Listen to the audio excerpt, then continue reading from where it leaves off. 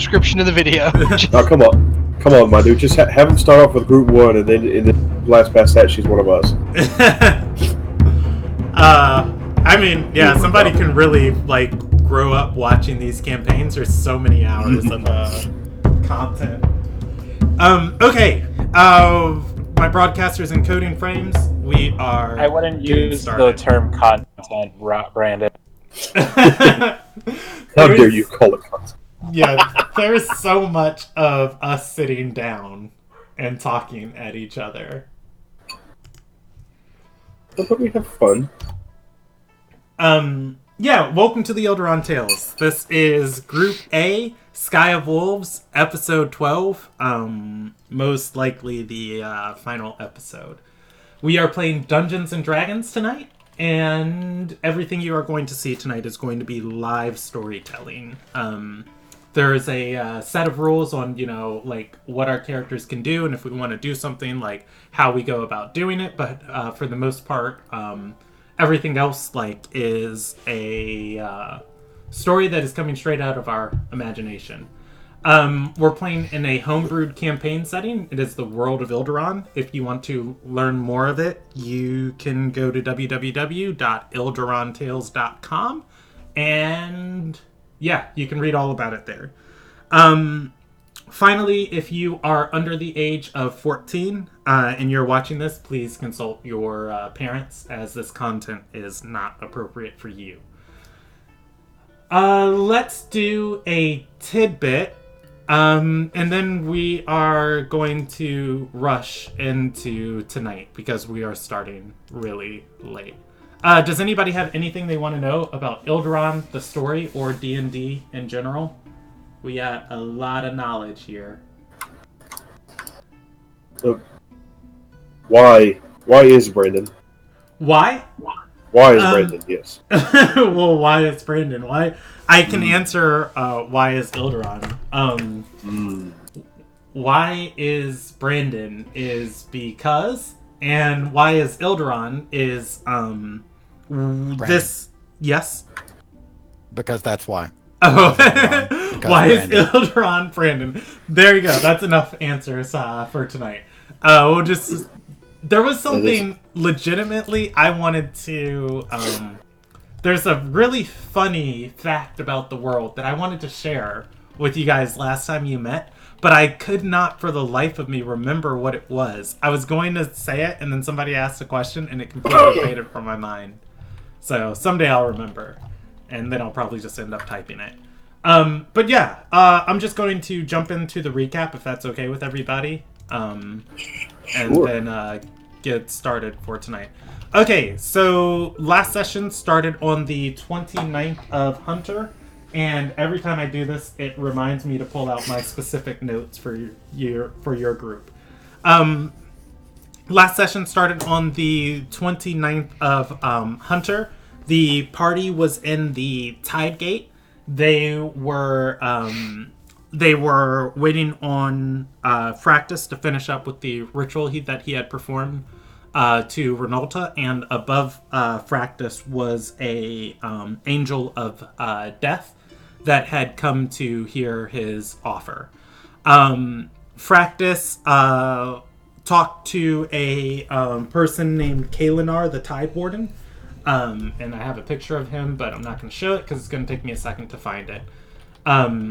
Had talked to Kalinar, the Tide Warden, and had decided to trade souls for him and hunt targets that needed to be dealt with in Ilderon. In exchange, Fractus required a weapon to keep Elena. He had already received a weapon to keep Elena bound in the bridge whenever they kill her. But his second part of his offer was trying to find a way to make himself ageless so that he could join a Dorai circle. Finding favor with his offer to hunt a rogue angel of death and to deliver more powerful souls into the bridge. The Tide Warden granted Fractus his gift, inscribing a glowing rune on his hand, and descending back into the bridge. From there, the party went back to the inn. The exact name of it slips my mind, and if it's important later, I'll look it up later. But the party went back to the inn they were staying at and had decided to each settle down into their individual rooms. Fractus paid the innkeeper an exorbitant amount of gold to decorate Teak and Ogin's room romantically, adorning it with flowers and pastries. And Fractus himself retired into a room with Soulmane. Fractus attuned to the celestial whip that he had been given, and while Soulmane decided to head off to bed. While Fractus was attuning to the whip, its attunement process caused Fractus a great deal of harm, as it ended up knocking Fractus unconscious, almost killing him.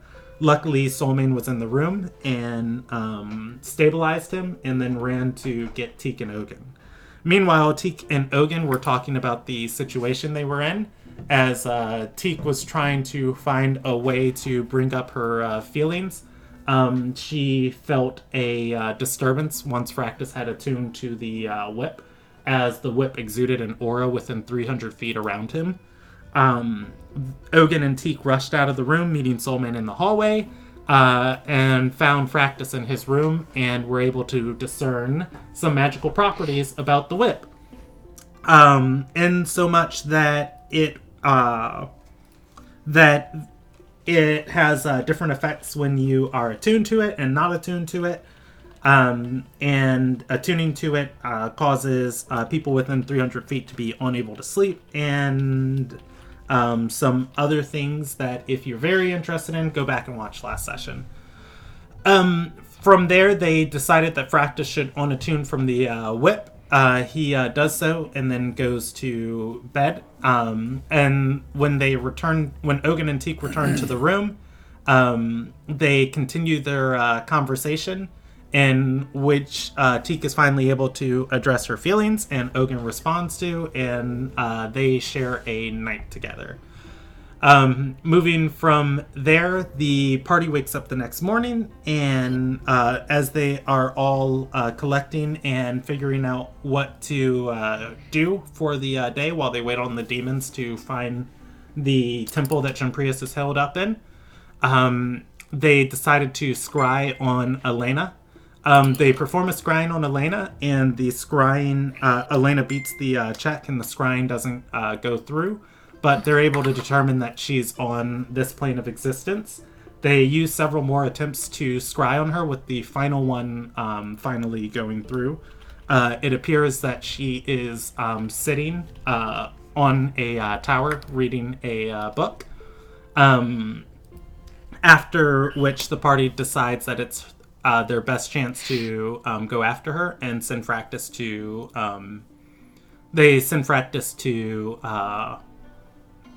attune to the whip. After studying the scrying for some time, they are able to determine that Elena is actually setting up an ambush for them, as she has a spell already readied, waiting to be released in her hand, and the tower that she's sitting on is actually an illusion, as she is in some sort of cave. Knowing that it was an ambush, the party decided to teleport anyways, teleporting into the cave. And as they did, Elena turned around and pointed her finger at the party, releasing the spell.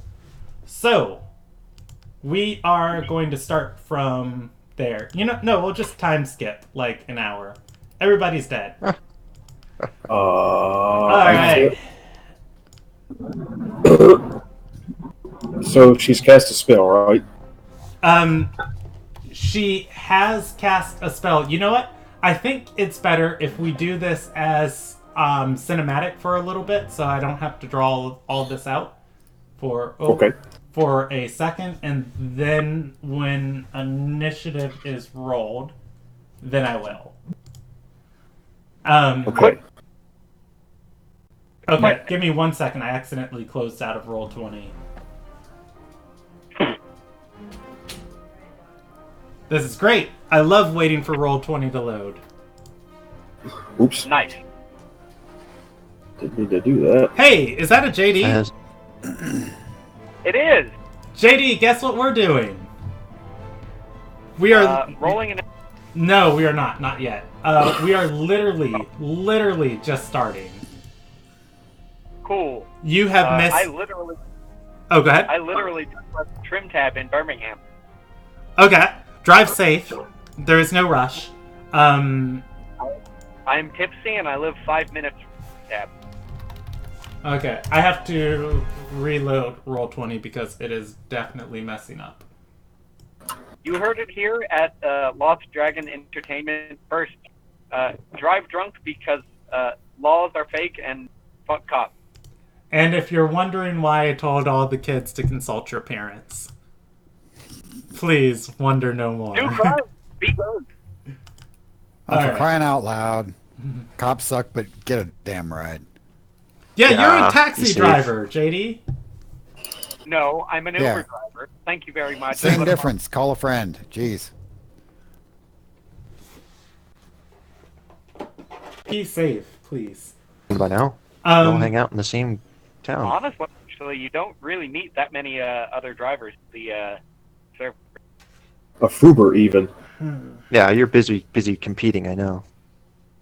Okay. We're busy trying to take money from each other.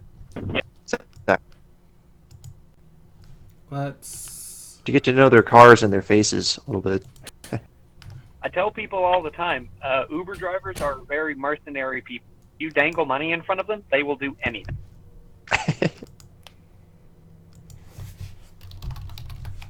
Yeah, I've done it. Uber drivers as an escort, if you, and by tip them well enough, I mean tip them $200. See. They leave you in the middle of the road.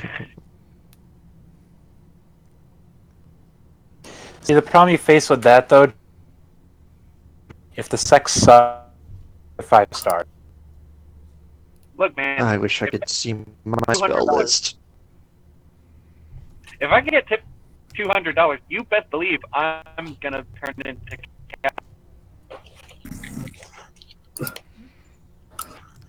Implying people have that much money to spend in Birmingham. Alright, Excuse me. we just switched back to Google Chrome because Roll20 was running ridiculously slow on Firefox. So that's what we're used for now. My version of Roll20 right now is I can roll a dice, and hopefully that won't mess up my ability to roll another dice before I have to reload. Yeah, I'm gonna open up Firefox on the other screen and see if I get Roll20 to work in the background. Okay, so anyways, yeah, the party just teleported in, and let's go to who I need. The real question, am I within? Are you within what? You cut out. Am I within 10 feet of everybody? Are you within 10 feet? Yes, you are. Everybody held hands teleporting. Okay, then everybody gets +5 to their saving throws and half damage from spells. Half damage from spells and stuff? Okay. We're just going to roll with stuff off of Roll20 because it is definitely bugging out for me.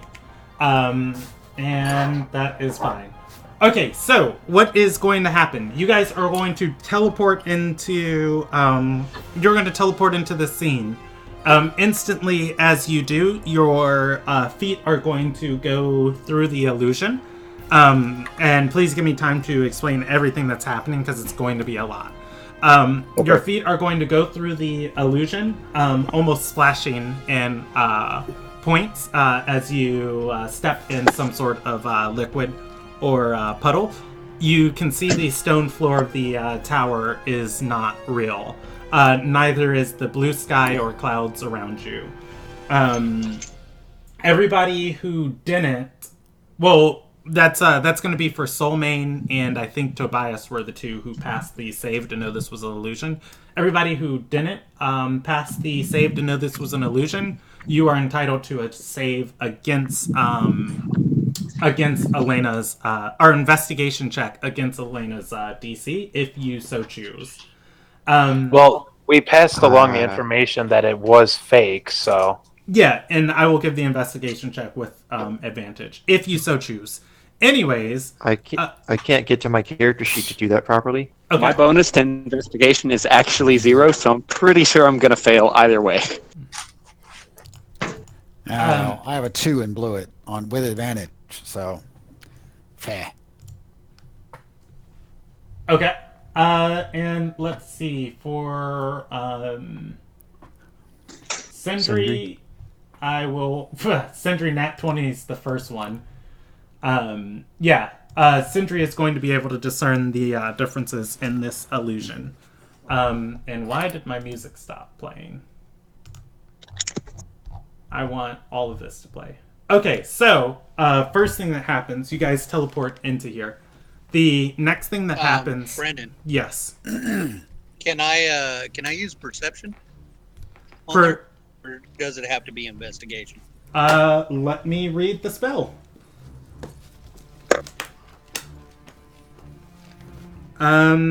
Let's see. E, F, G, H. A creature carefully examining the illusion can attempt an intelligence investigation check against your spell save DC to disbelieve it. It is an intelligence check investigation. You cannot use perception. Well, you know what? I'll allow perception since you guys know it's fake. So, what is the difference between seeing through it and not seeing through it? The illusion is going to provide cover for anything it is covering that you guys can't see. Those who can see through it will ignore the cover. Those who can't see through it, it'll just be like, attacking something you can't see. I will allow perception since you know that it is fake, though, and what was I saying? Okay, so yes, you guys teleport in.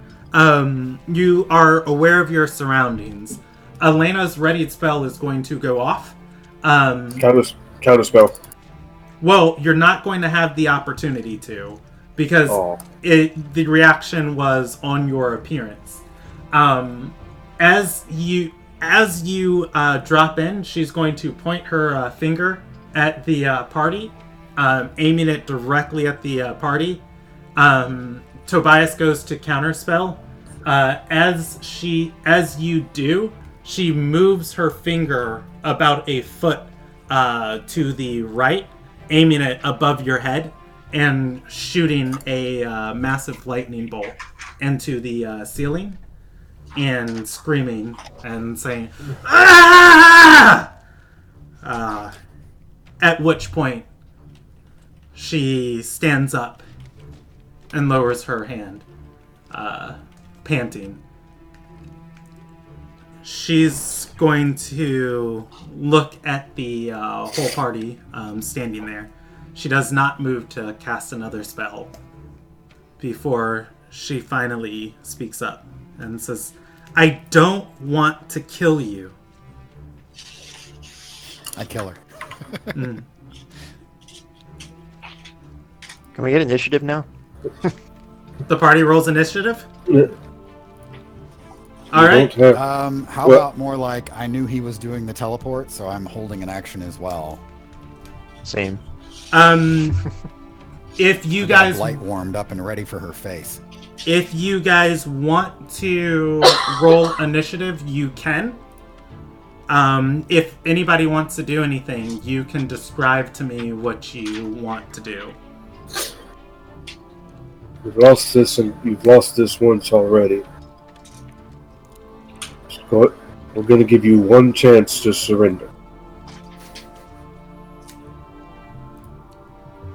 There will not be another opportunity. So you're saying we can talk about things that are non-initiative, not non-initiative action? That's just what I'm saying. If the rest of the party, You guys aren't in initiative yet. She had a spell to attack you and misdirected it. Or redirected it not to attack you. She has not moved to attack you yet. To Tobias, she's going to say, "You think that I'm wrong." Okay. Odin's not waiting for any kind of parlay. He's killing her on the spot right now. No two ways about it. All right. And we'll start with a blight spell. Okay. She goes to respond. Ogun, you can roll me initiative. As you Practice is going to roll initiative. As you begin casting a spell, mid-sentence, she says, "You think that I'm wrong," and she disappears, blinking out of the room. Was that a spell? Can you describe to me what Sindri's? Can you describe to me what Sindri sees, since he can see through all of this? Yes, I told you guys, it is a lot going on, so just be patient with me. I will handle Tobias first, and then I'll handle Sindri next. Tobias, you can use your reaction, as you just witnessed a magical effect, to discern what you just saw, making an Arcana check, trying to touch the spell's level. Okay. It is going to be 10 plus. Can make that as well? Yes, anybody is welcome to. Tobias, you. I'll wait that's Ogun's. Okay, I'll wait for Tobias's, and I'll tell you guys what you just saw. Can you roll mine as well, please? I can't. Yes. Do my character. Hey. I'm going to keep your sheet open on my other screen, and I'll just handle your rolls for you tonight. Thank you. Might be a hot second till I get it because it's running slow, but we will be fine. That's a 28. Okay. Tobias, you are going to be aware. Tobias and Ogun, you are going to be aware of a dimension door. The only way that it could be cast so quickly is likely if it was a contingency. It was most likely a contingency spell that cast Dimension Door on her if you guys attacked her.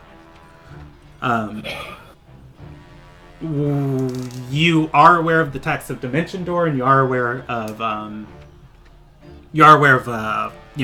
the text of contingency. Both of you are. You can reference those freely. Sindri, I will roll that Arcana check, and then I will also describe to you what you see. Sindri does not recognize the spell. Looking around, you are going to see through this area, there are several different stables inside of this cave. There are different carcasses that are dead in these different stables. And, oh my gosh, I think I closed the thing that I needed tonight. The battle grid. Well, that's fine. I have it memorized anyways. There are several different stables here. And there are several different carcasses outside of each of these stables. Some of these areas have different little animals inside of them. Some in cages, some in their own little, almost like zoo enclosures. It appears you're in some sort of menagerie.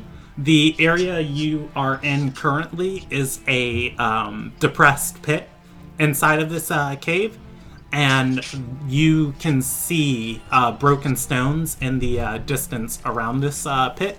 There is a tiered stone.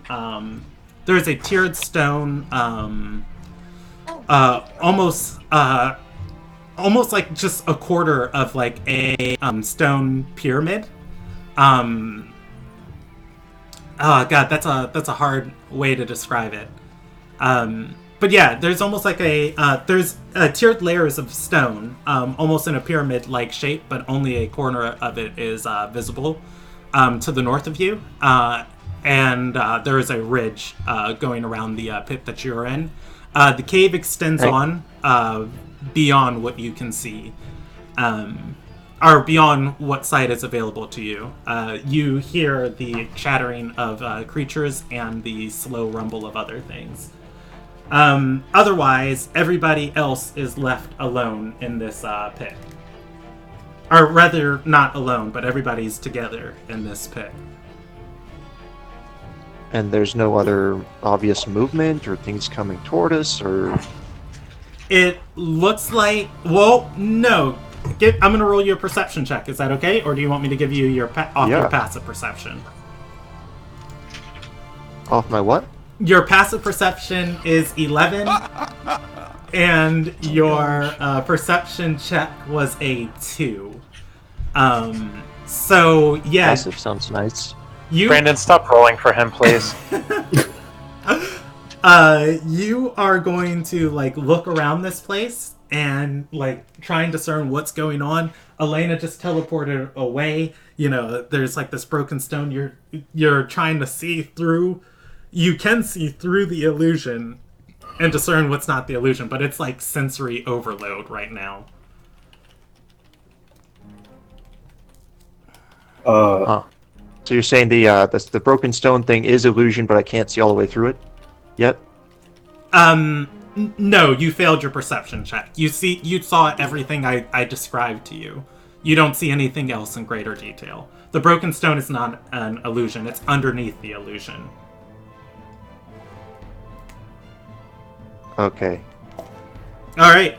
Alright, well, Sindri will say quickly, like... Giant zoo monsters? Something like that. She just cast the Be on guard. Be on guard. Are we in her pet pen? Dimension door has half the range of locate creature. She's near. It's only 500 feet. Well, let's go. We can't lose her. He casts. By the way, Brandon, did I actually end up burning that blight, or did I use that spell slot, or no? Let's see. Blight, I believe it requires you to make a attack roll at a creature you can see. Yeah. Which you can't see her. You weren't able to complete the casting components of Blight. You didn't cast it. Okay. I was under so the he cast impression locate that it was a creature. saving throw. Can I get an initiative? Or do we not need it now? JD, ask that again. I did not hear you. I said I was under the impression that Blight was not an attack roll, but a saving. No, it's an attack. I'm looking. I think. Oh, it is a Constitution saving throw, but again, it requires a creature of your choice that you can see. Ogun targeted her and started the casting components of Blight, but it was interrupted as she teleported away. Okay.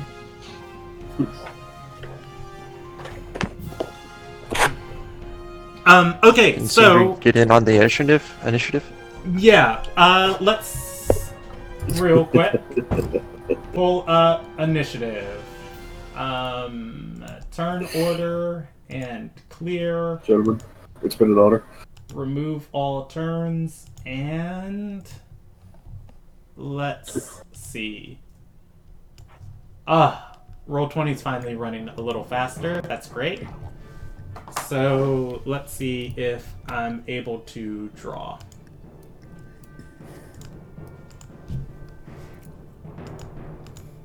All right.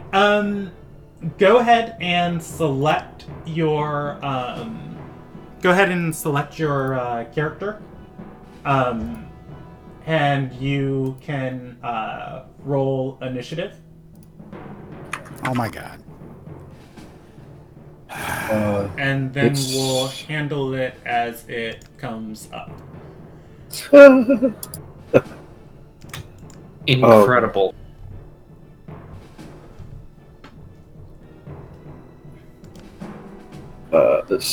been a while since I've done that. Would you like me to roll for you, Steve? Yes, please. I All can't right, manage to access the map Roll. or anything. I select them again. Going to roll initiative for Sindri, and boom. Sindri has rolled an 8 on initiative. How do I roll initiative again? Click your token, and then click initiative on your sheet, and then it will auto add you to the turn order. Okay. Look at Soulmane killing it. Gotta go fast. Gotta go fast. Gotta go faster, faster, faster. Sonic. Hey! I rolled a 3. I didn't. I wish I had internet. Oh, hush up. You get an 8 for rolling a 3. I got 6. Alright. JD. Yo. What's your dex modifier? -1. Alrighty. And that's cool. Good job. That's And then let's see. I need to see this thing. That means you're going second, JD. Is this the moment where being short's gonna help me? I hope. Let's see. That is cool. And then our last thing is going to be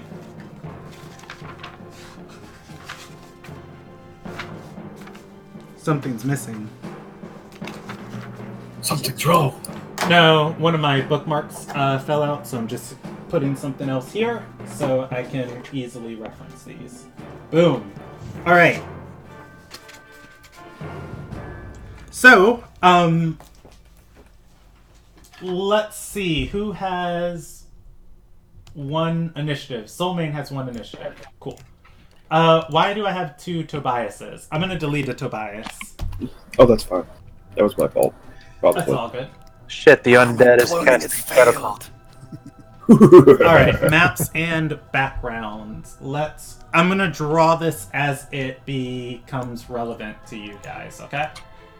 You deleted the wrong Tobias for your initiative again. And changed it Can you to send 17. screenshots to Discord or something too? Because I don't have any visuals for. Okay, I will do my best to describe for you, so I don't have to overwork. Or you can join the stream if you have something else to watch it on. All right. No, I don't. I don't have internet at all. I'm using a phone with its cell signal. So. That is like that, and I need this thicker. I'm gonna do this as extra large chungus. Unless you think it would be wise to drop Roll20 and try to get on your stream instead? I don't know. That might work. Yeah, it's up to you. Maybe. Alright, like that. And he's doing the rolling for you, so any utility you would get out of being on Roll20 is kind of gone. True. Alright. Okay, Brandon, I gotta step away for not even 2 minutes, okay? Okay. I'm sorry. You're fine. Brandon's like, thank goodness. Okay, so every place there is that, and then I will do these as black objects. Hey, Wesley. Yes, sir. Someone send me a link Mm-hmm. to the actual broadcast Roll initiative on Roll20. again. The direct message. Oh, well, it was a 17. No, I know you're gonna change it, but you gotta get it up in the box. That is very unfortunate. Alright. Okay, so you guys are in a very large cave system. So what you are going to see around you, And then click on your name in the initiative. Change it to 17. Sorry, go ahead, Brandon. I'm sorry. oh, it's fine. what you are going to see around you, and I will actually make this a dirt path for you guys. You are going to see this path going right there. There's that one, and then there is another one going off in this direction. And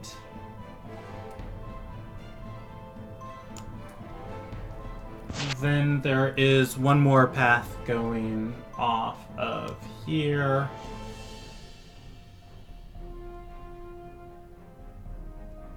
Like that. There we go. Okay. So you guys are in a you are in the a pit.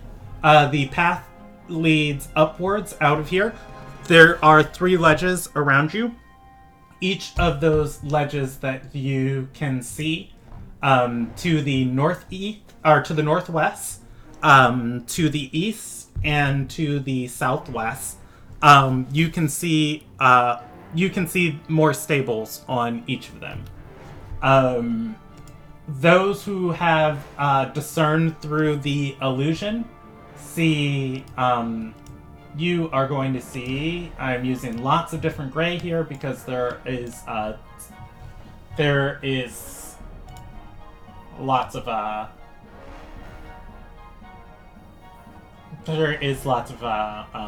stone here. You guys are going to see broken rocks over there, and then you are going to see more broken rocks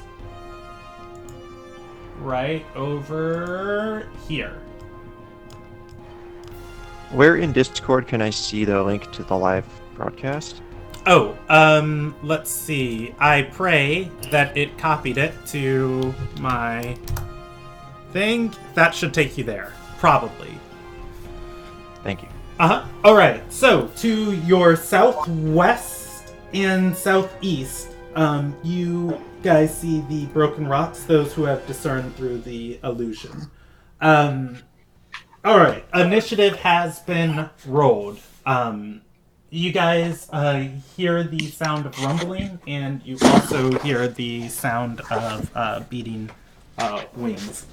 At the top of the round, you guys are going to hear a voice echo through the chamber and say, you know, I've never known what love is. I didn't know it would hurt this much. Whose voice is that? It sounds like Elena.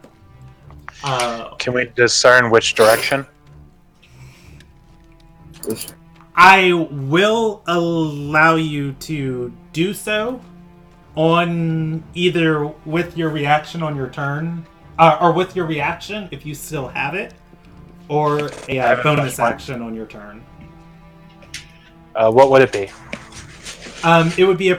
It would be either a survival check to track it or a perception check to hear which way it came from. Oh God, those suck for me, and I. Dang. I'll spend a bonus action for that. Okay, on your turn. Okay. I guess I'll do it on my, or I'll do it as a bonus action on my. Sorry. Okay. Soulmane, you have 1 initiative. It is your turn. Perception or survival? Yep, go for it. 14. 14.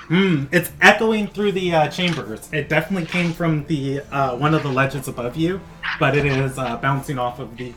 Oops, excuse me. It is bouncing off of the walls. What do you want to do? How high up are the ledges? How high up are the ledges?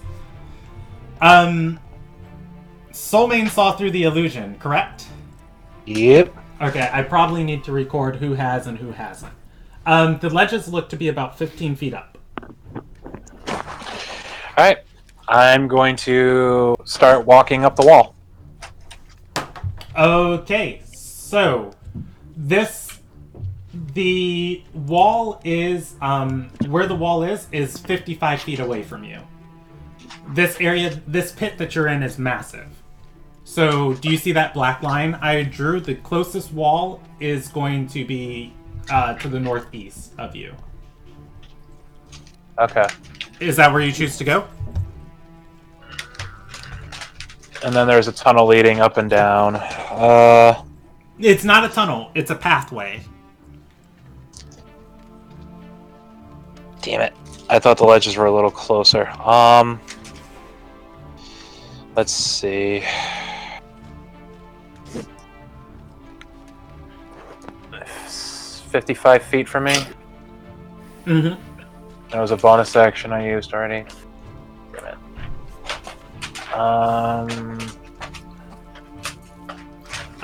it. Teak on deck.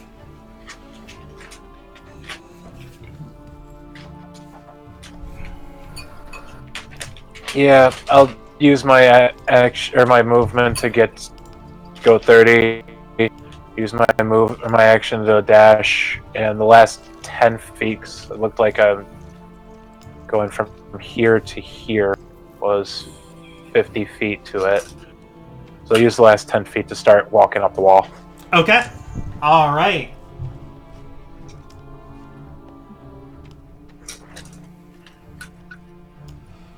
Okay. It is Teak's turn. Alright, give me just a second. I had Roll20 loaded, and then I switched over back from another tab to Roll20, and for some reason, this tab is now blank. Hey, that literally happened to me on stream like 10 minutes ago. Oh, so you know what I'm dealing with. Yes. Okay.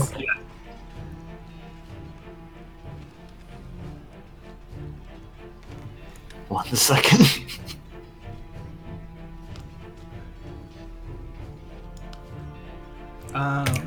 Page unresponsive. I hold my action. Okay. Is my homunculus going to be the same initiative as me? Oh, she does not have disadvantage on that. Yeah, your homunculus is the same initiative as you. Okay. That's going to put her there. Cool. Let me record all of this. That's 15, 13, and 10. Oh wow, all of the enemies get to move together. Okay. So, at the top of the turn, or rather not at the top of the turn, at the top of the enemy's turn, Soulmane. What about Tobias? Didn't he get a 17 too? Oh, Tobias got a 17? Okay. Yeah, you gotta fix that. Alright, When you deleted him, he disappeared off of the.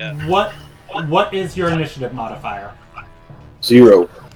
0. Okay, cool. You were actually going to move before Teak, but that's fine. You can take your turn now. Okay. These are these walls slanted or are they like sheer? They are ridges. There's enough to climb on them, but they're pretty much straight up. But they're not like hewn stone. Okay. They're natural. So is it stone or is it like packed earth? It's stone. Okay, so mold earth wouldn't affect these?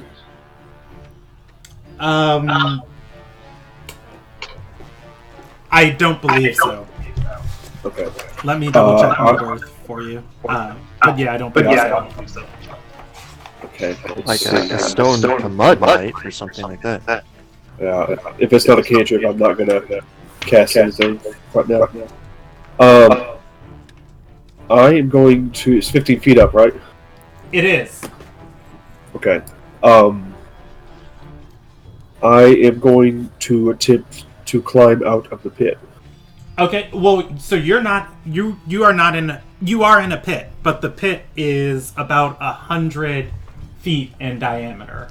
So you would have to walk to a wall in order. Yeah. So if you see Roll20, this whole area, that's why this place you're in's pretty massive. So that's why I told you guys I'm going to draw the map as needed.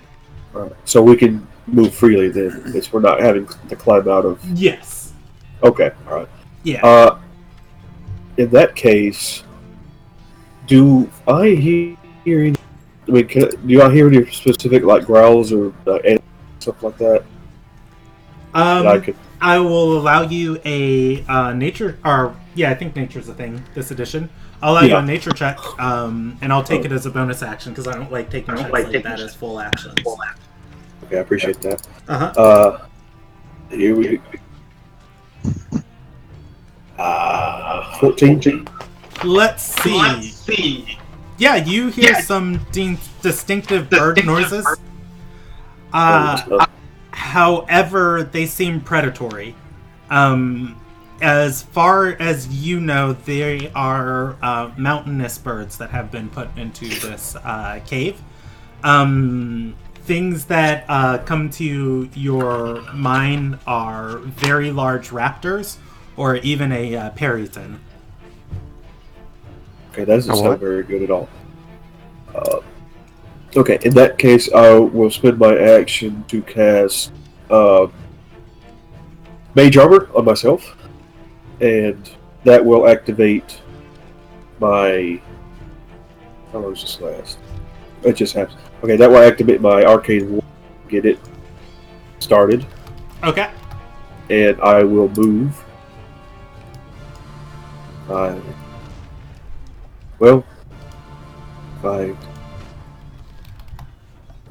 just going to move here to be in front of this tunnel in case anything pops out. I wonder if you can send me a screenshot of my spell list so I can see what's selected. And that'll be my turn. Okay. Alright, for Sindri, I can read that, but my computer is running ridiculously slow. If you're comfortable with it, I can give somebody else access to your spell list who might be able to do it. Sure. And yeah, I will Jeff, do that real quick. Can you handle that? Sure. Okay.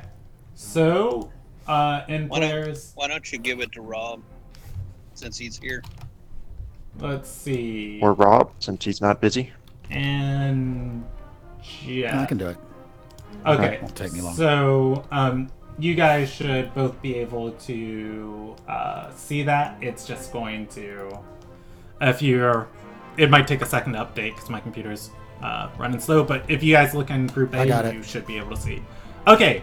Alright, so, moving after Teak, let's go over to... Ooh! I haven't had to deal with this in a long time. Alright, so, Soulmane. Brandon, can I ask a quick question? Hit me. Why do I have an aura? I was literally just getting rid of that, because last time we used the grid, you had the orb. Oh, that's true. Soulmane. Oh, and just so you're aware, Brandon, I have blind sense. Yes. Those rocks are going to start moving towards you. As they do, they are going to move here. The broken rocks underneath the surface, Soulmane, you become acutely aware, and everybody else who sees through the illusion, something is burrowing, and it definitely took notice of Soulmane's movements. On the other side, this one is going to move here. Alright, from the ridge, you guys are going to see 3 monstrous birds lurch up on the ridge and look down at the party. as you do, they have giant antlers on their head and sharp fang-like teeth instead of beaks. Ooh, parrots. Yeah, as you do, they are going to look down on you, and what is their movement speed? And judge. Judgment. They are going to each move to right there as they begin descending down towards you. Their wings go in as they begin diving, and they begin spiraling. Claws on their feet out as they are preparing to attack, almost like a peregrine falcon. They have all taken the dodge action on their approach. That is their turn, and it is now... Oh, they have 60 feet of movement. I'm sorry. They move to there. Okay. That is their turn, and it is Elena's turn. You are going to hear the voice echo back over the timber, and she's going to say, I was told to bring you here to set this up. I'd hope in the end we could resolve this peacefully.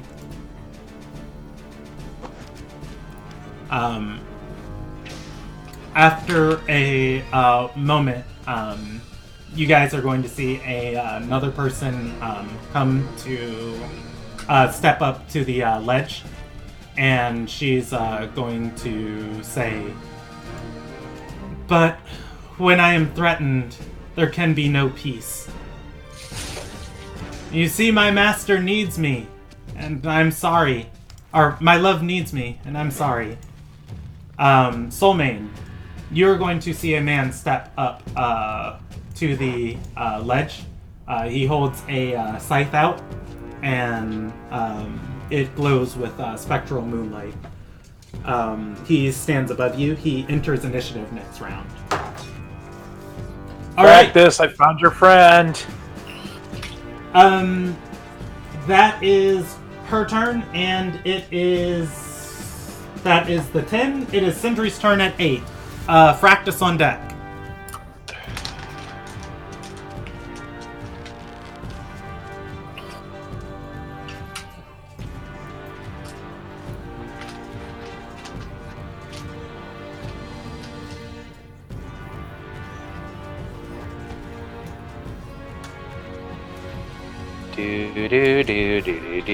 Steve, do you have an idea of what you want to do, or? Almost, yeah. I'm just going to enlarge Ogun. All right. Ogun is already large on my screen. That's perfect. Okay, Ogun's affected by the enlarge spell. It is Fractus's turn. Ogun on deck. Can I ask a question? Mm-hmm. If Ogun uses his wild shape, does that mean the wild shape is enlarged to like a gargantuan? No, Ogun's wild shape is unaffected by the size of his actual body. Like if Ogun's a giant person who becomes a mouse, he doesn't, shapeshift into a bigger mouse. He would still take on the statistics and sizes of the creature he shapeshifted into. However, Enlarge Reduce does give a damage bonus, which he would still benefit from.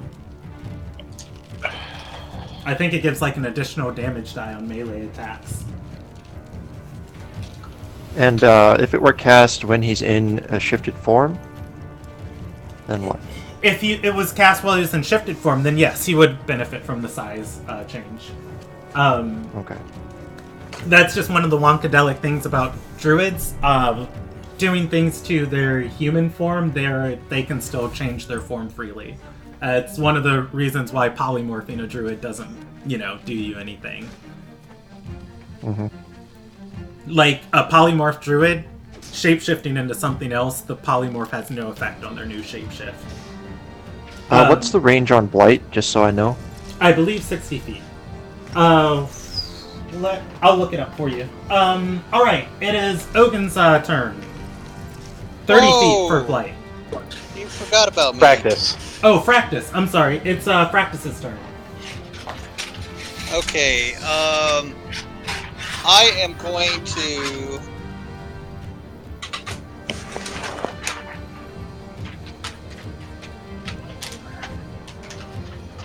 Yeah, I'm going to do that. I'm going to spend my bonus action and do a perception check.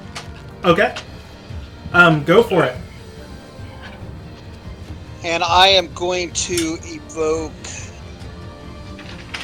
doing it, I am going to evoke...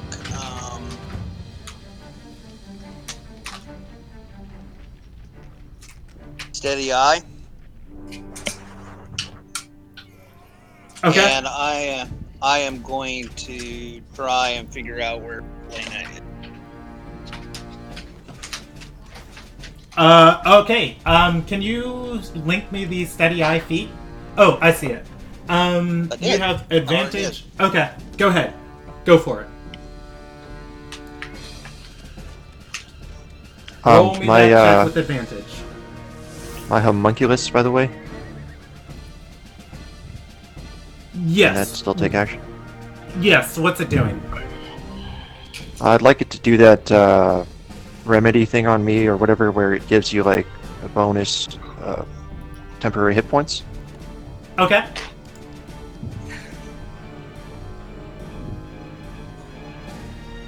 So I rolled a 32, Brendan. Okay. A 32.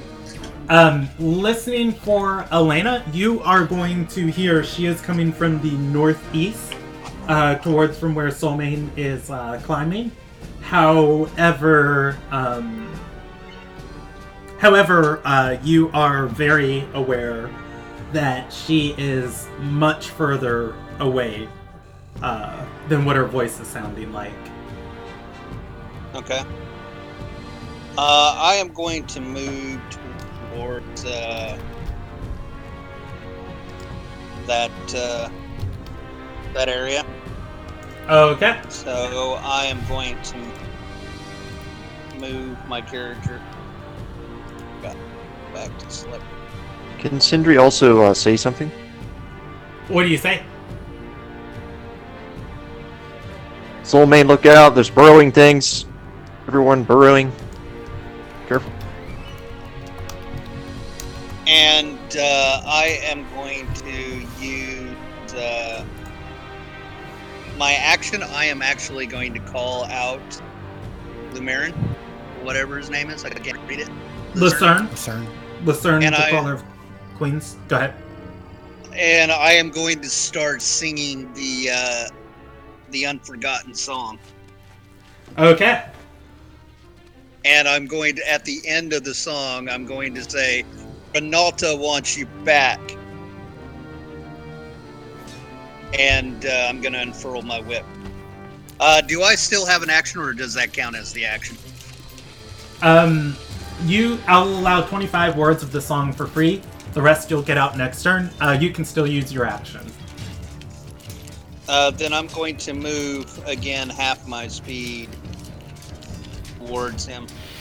Okay, go ahead and move your character on your own. Ogun's turn. Soulmane on deck. Okay, I guess I'll stick with the previous plan. Locate creature. Targeting Elena. Okay, locate creature targeting Elena.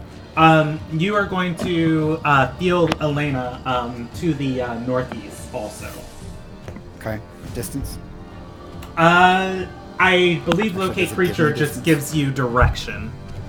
You gotta triangulate distance.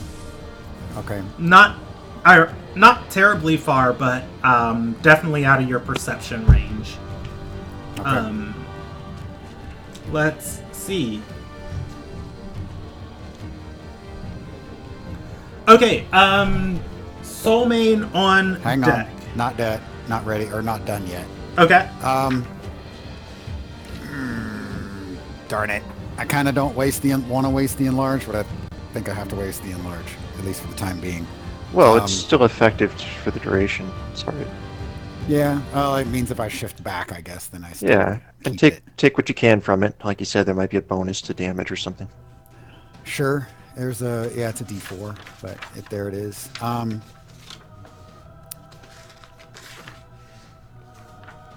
Oh, that seems kind of crazy.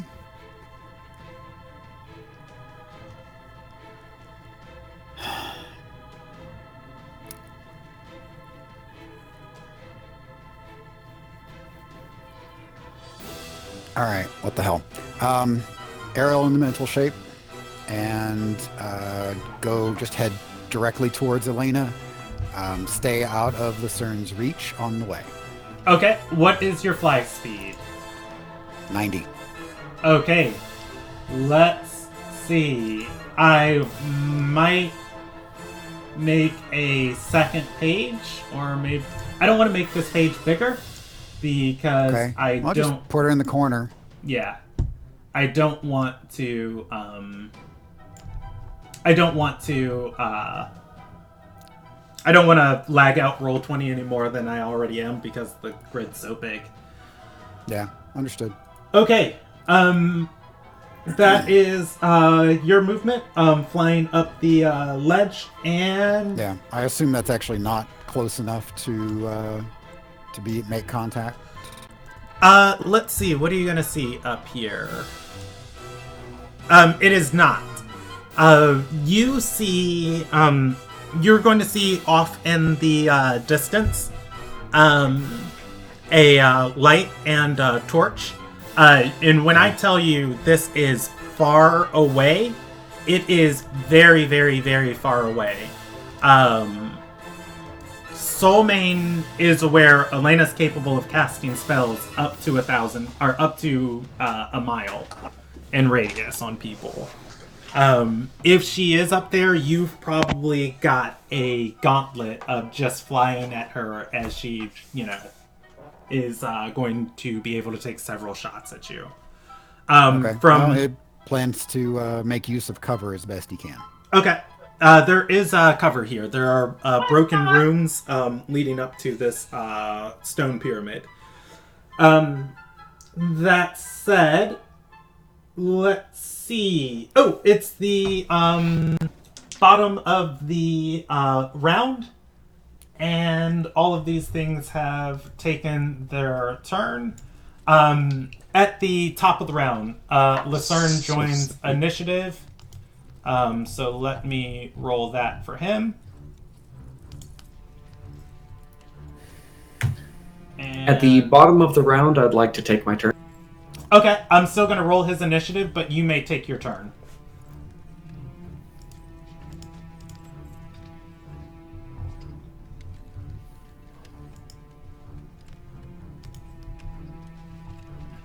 Go ahead and take your turn, JD. What would you like to do?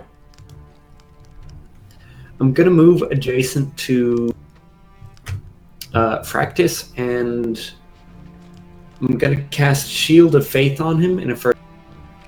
Okay, you are aware that the ground is rumbling next to you and Fractus.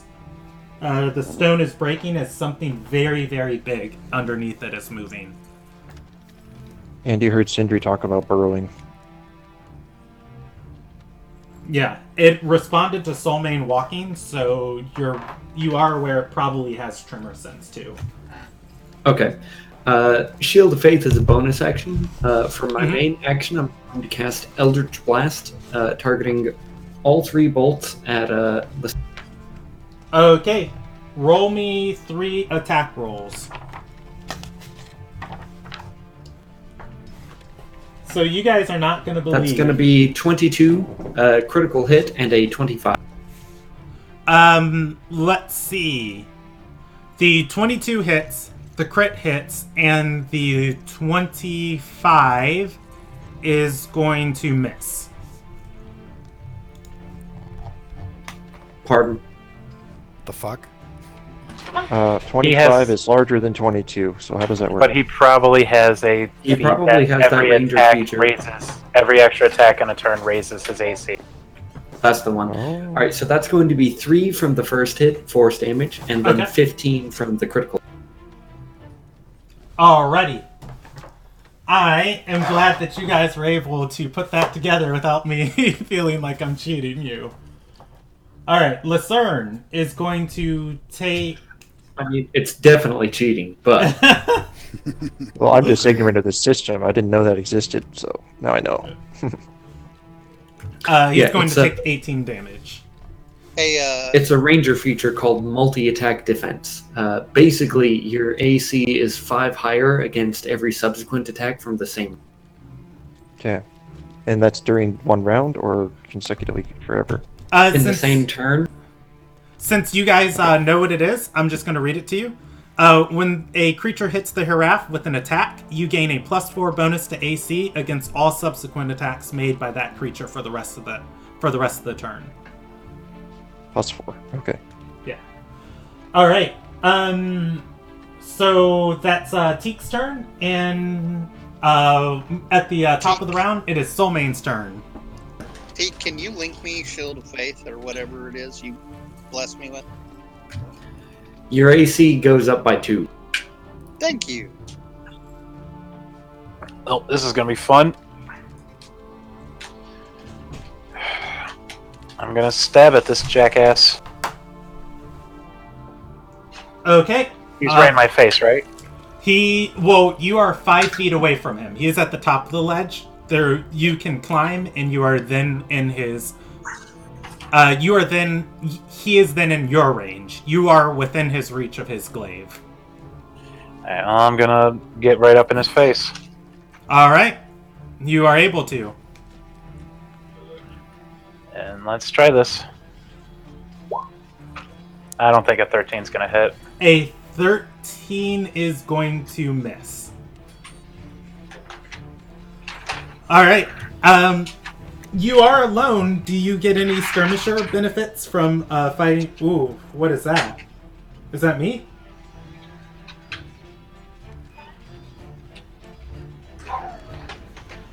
Did anybody see a bunch of purple circles appear?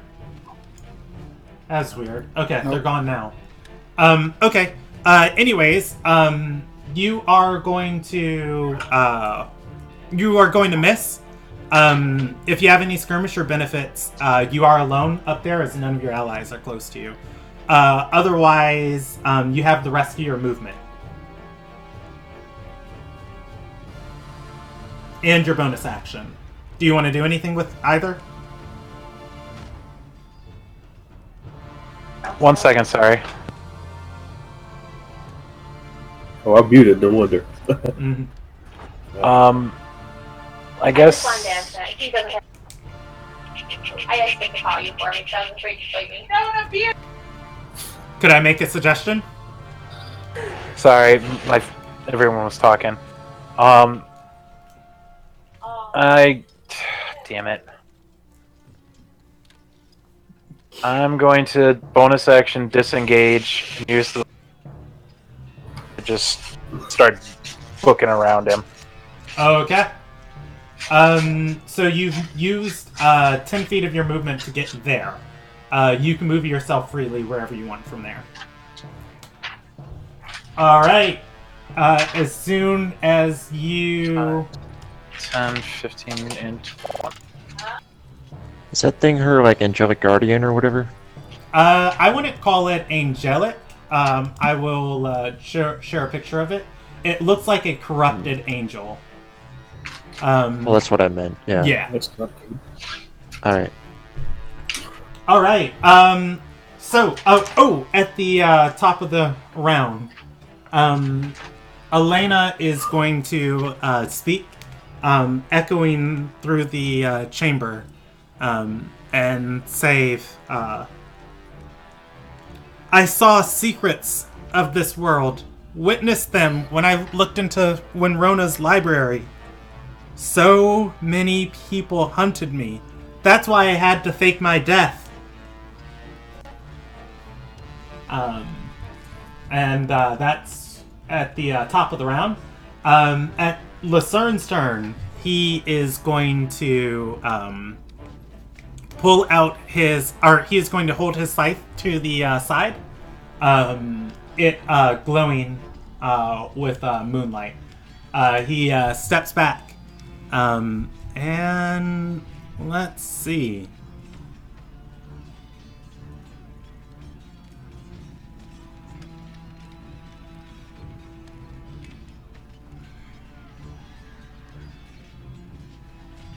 He's going to step forward to Soulmane. And he is going to make a touch attack at him. As he does, Soulmane is going to feel the very threads of his soul ice over. You gain vulnerability to cold damage. He touches your back with one hand and holds the scythe in a grip in his other hand. Okay, so I have resistance to be just straight damage then? Yes. You lose resistance and you instead would take regular frost damage. That is his turn. 17, it is Teek's turn. Teek no longer has sight on Lucerne.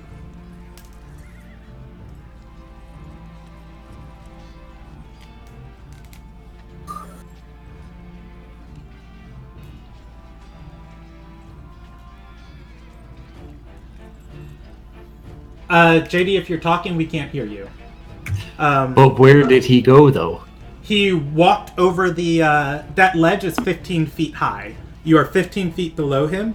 You can still hear him chasing after Soulmane, and Soulmane running, but you can't physically draw a line to attack him because you are 15 feet below him.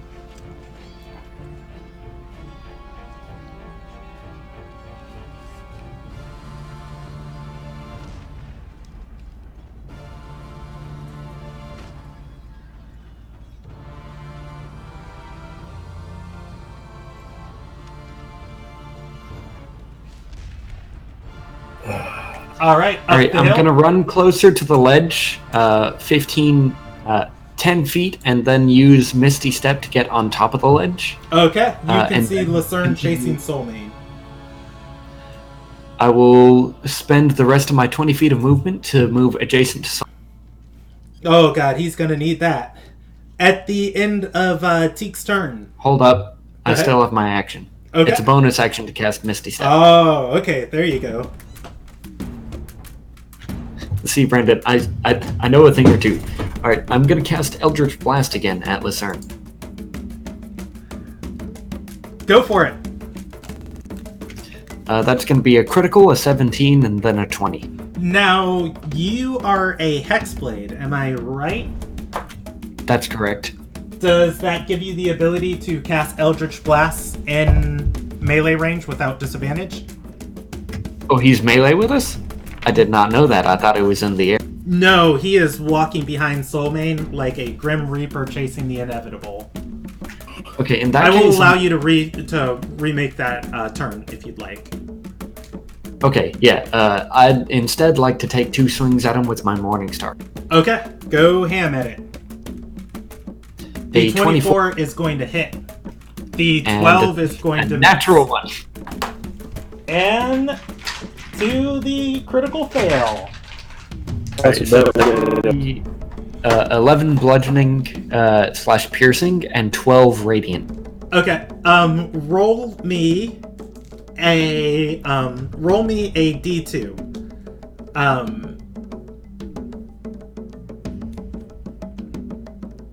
All right. Teek, you are going to smash your Morning Star into him, it exploding with damage. And as you go back to hit him again, he is going to bring up his glaive, or his scythe, the pole of which, and spin around the button and knock your Morning Star out of your hand. Your Morning Star is going to land.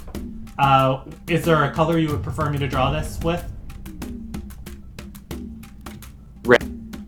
Red? Okay. your Morning Star is going to land right there. Alright. You do, however, deal 12 plus 9, 20... No. 11 plus 12. Oh, 11 plus 12. I'm sorry. 23 points of damage. Do you choose to smite before your Morning Star is knocked away? You know what? I will go ahead and burn a smite. Okay. Go ahead and roll that damage, because I feel like that would justify knocking off your weapon. 6 additional radiant damage. I don't like that. Okay. All right. So that's going to be 11 and 18 respectively. He is corrupted. So I'm just seeing if I classified him as a celestial or a fiend. Wait. He is. Oh yeah. Sorry. Yeah, he is. I still have him classified as a celestial.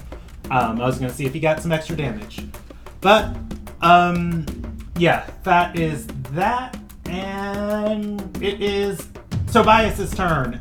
Oh no, end of Teek's turn. Lucerne is going to use a legendary action. He is going to use his Moonsight. Making a 14 at Soulmane. I assume that's gonna miss. Yeah, no, that don't hit. Alright.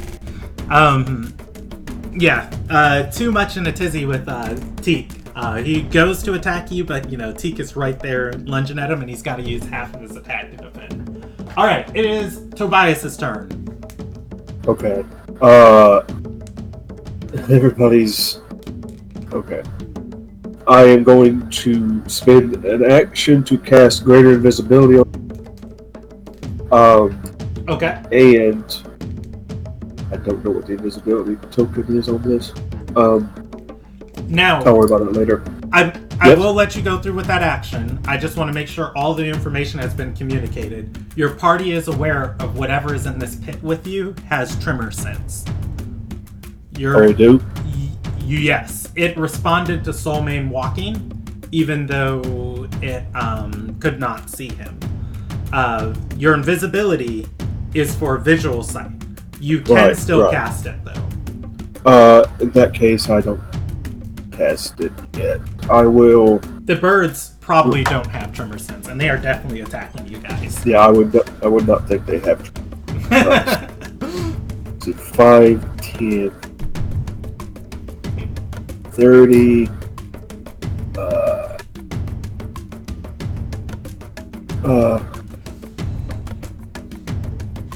I get it here. I think I can reach this wall from where I was.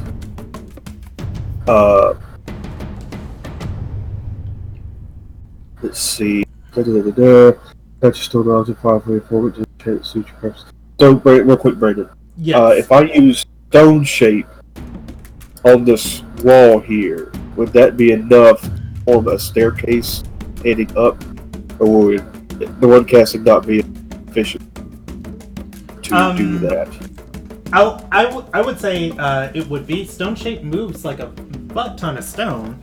It's only 15 feet high there. Yeah. You touch a stone object or a section of stone more. Okay. No more than 5 feet in any dimension. Okay. Yeah, then it wouldn't be if it's 5 feet. Alright. Well, each step is only 1 foot, so... Now you can climb easily at half of your movement speed. Would I be able to make an athletics? Well, I'm out of movement for this round anyway. Yeah, but, I'll allow you to use your action to try and climb hastily. Okay, would I make an athletics check to? It would be an athletics check. It would be on the hard scale. Oh shit.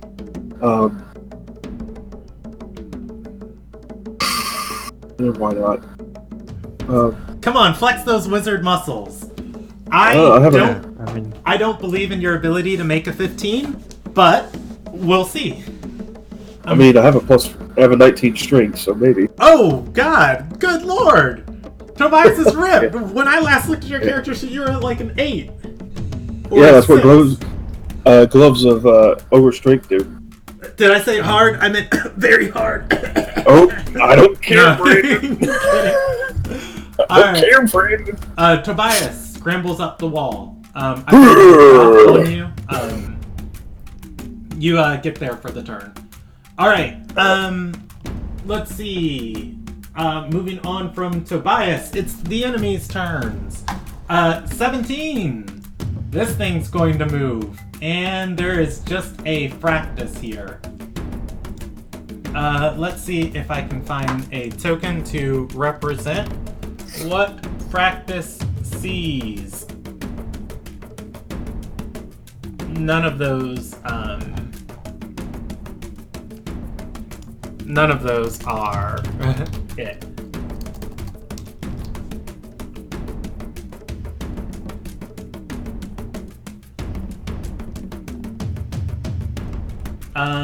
And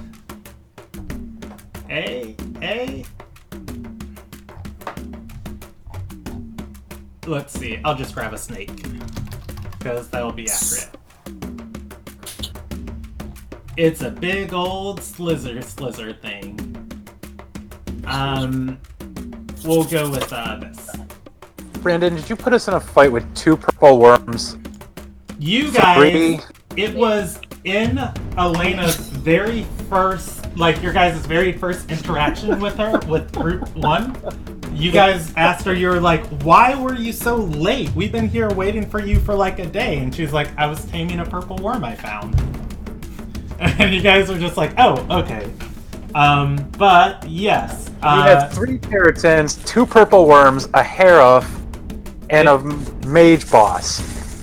You want a TPK, don't you, bro? It is a gargantuan creature. It is going to burst through the ground, roaring and looking over the party. What is its reach? It's got 10-foot reach. It is going to look down at Fractus and make a melee attack or it's going to make a bite attack at Fractus. At disadvantage. Okay. I'll roll 2d20 and I will take the lower of the 2. 14 plus 9 is going to be 23 versus your AC. Oh, that touches it. All right. Check for my boy. It is going to hit Fractus, dealing 3d8 plus 9 damage. And let's see, if the target is a large or smaller creature, it must succeed on a DC 19 dexterity saving throw or be swallowed by the worm. So give me a dexterity saving throw against the creature. You take 21 points of piercing damage as it bursts out of the ground. I'm gonna half that. Okay. You take 10 points of piercing damage, and you pass the save. It bites at you, and then it looks up towards Tobias. And No, if I got the save, Brandon, I don't take any damage. Unless it's a flat. Is it a flat or is no? it? You take the piercing damage as it bites you, and then it attempts to swallow you. Okay, fair enough. Yeah, you avoid being swallowed. You take the damage from the bite, and then as it closes its jaws, you leap out of the way. Yeah. It's 21 points of damage, unless you had something that you were able to half it with, then you take it. For its second attack, it looks up towards Tobias, and it is going to make a bite attempt at Tobias, rolling a 13 against your AC. Well, 13 is my AC, so... Alright, it is going to hit and give me the same check. No. Against, give me the same check against its, against being swallowed. A dexterity check? Yes, a dexterity saving throw. It's a saving throw. Well, it's been nice knowing you guys. Bye. Alright, it lunges towards Tobias and bites him off of the cliff. Is it okay if I just move you to the GM layer? Sure. Or no, that's going to remove you off of initiative. I'm going to put you right there. That's a bad sentence. All right. And let's see. It's got makes 2 attacks. One with. Oh, I lied. I thought it made 2 bite attacks and a stinger attack. So Tobias. Yeah. It makes a stinger attack at you. Okay. Well, that's slightly better. Not a bite attack. So, don't take that damage. Instead, take this damage. You take 17 points of piercing damage from the stinger. Okay. And then give me a Constitution saving throw, DC 19. Now, Brandon, real quick. Yes. I am Terrai. Did I have anything against poison being undead? If you've got it recorded, definitely. But if you want to give me that saving throw regardless, and I'll check the wiki for you because I have the Terrai racial statistics on the wiki. Well, it's not a 0, so. Let's see. Touching it.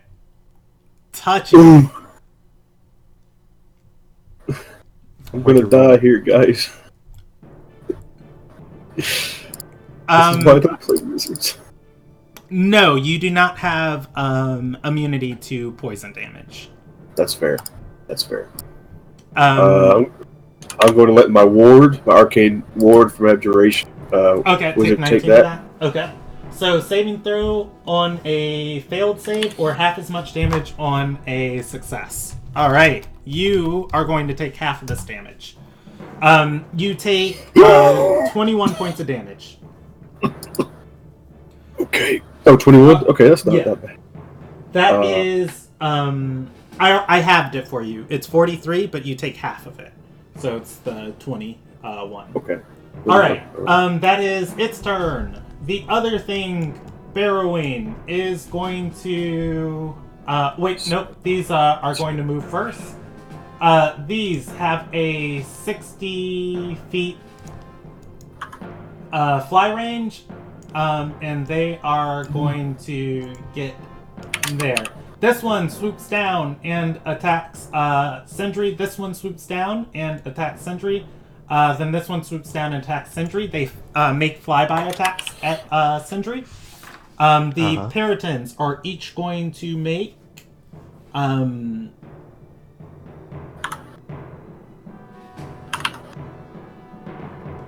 they're each going to make 2 attacks at you. Alright, I'm going to roll a total of 60-20. And then, I will tell you which ones hit and which ones don't hit, because I have your sheet open. Okay. Alright. Remember that did you ever roll that additional hit points thing? I did. It was 11. Okay. Alright. So wait, is your armor class on here correct at 24? Yeah, look at my magic items, I guess. Okay. So okay. 15 is going to miss. 10 is going to miss. 8 is going to miss. The 24 is going to hit. The 11's going to miss, and the 10 is going to miss. Aren't I a small creature compared to them? Don't I have, like, extra something? Not in this edition. Oh. Nope, you don't get off that easy, my dude.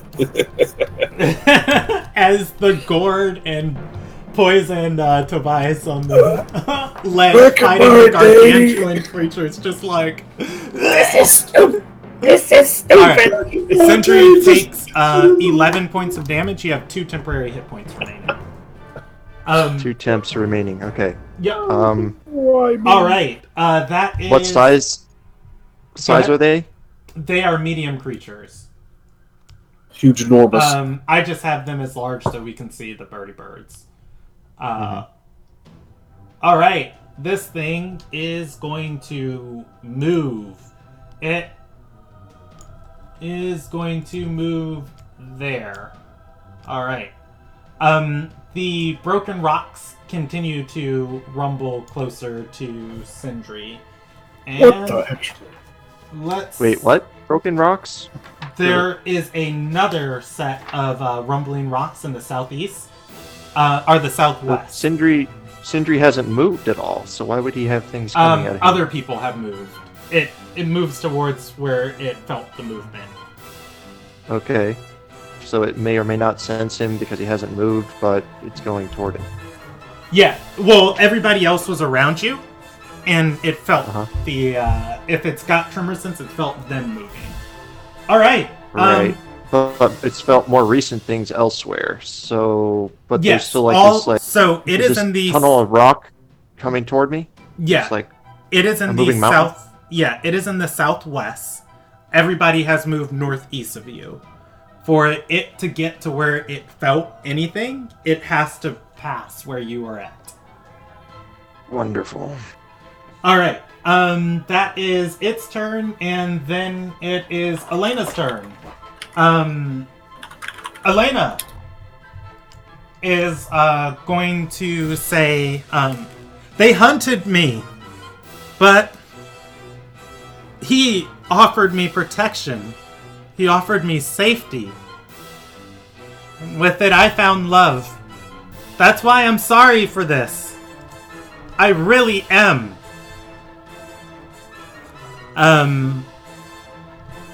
At which point, everybody is going to see a beam go directly from the northeast towards Ogun.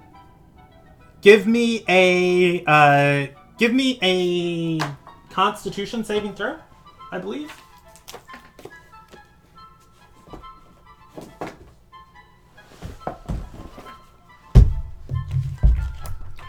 So that's not something that I can counterspell.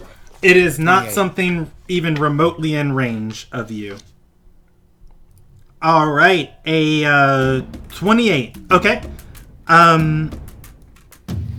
Oh, I'm sorry. It's a dexterity saving throw. I will allow you to use that if you want to instead add your dexterity bonus, or you can re-roll. I'll keep it. Okay.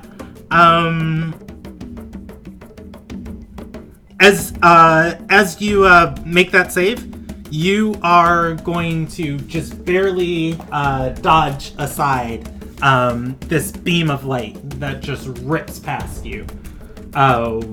It strikes into the wall, barreling straight through it in the distance. It seems like it burns a hole straight through. That is her turn, and it is Practice's turn. Sindri on deck.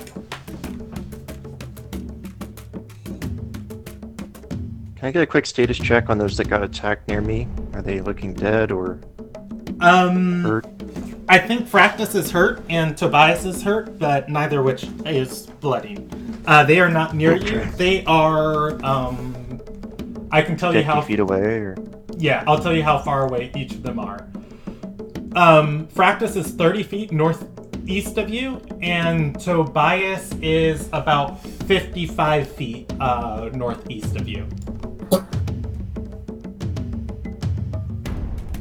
And I'm a slow little man.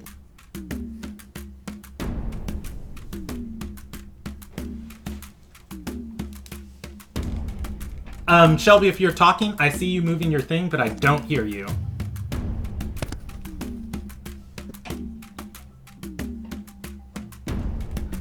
Silent Shelby.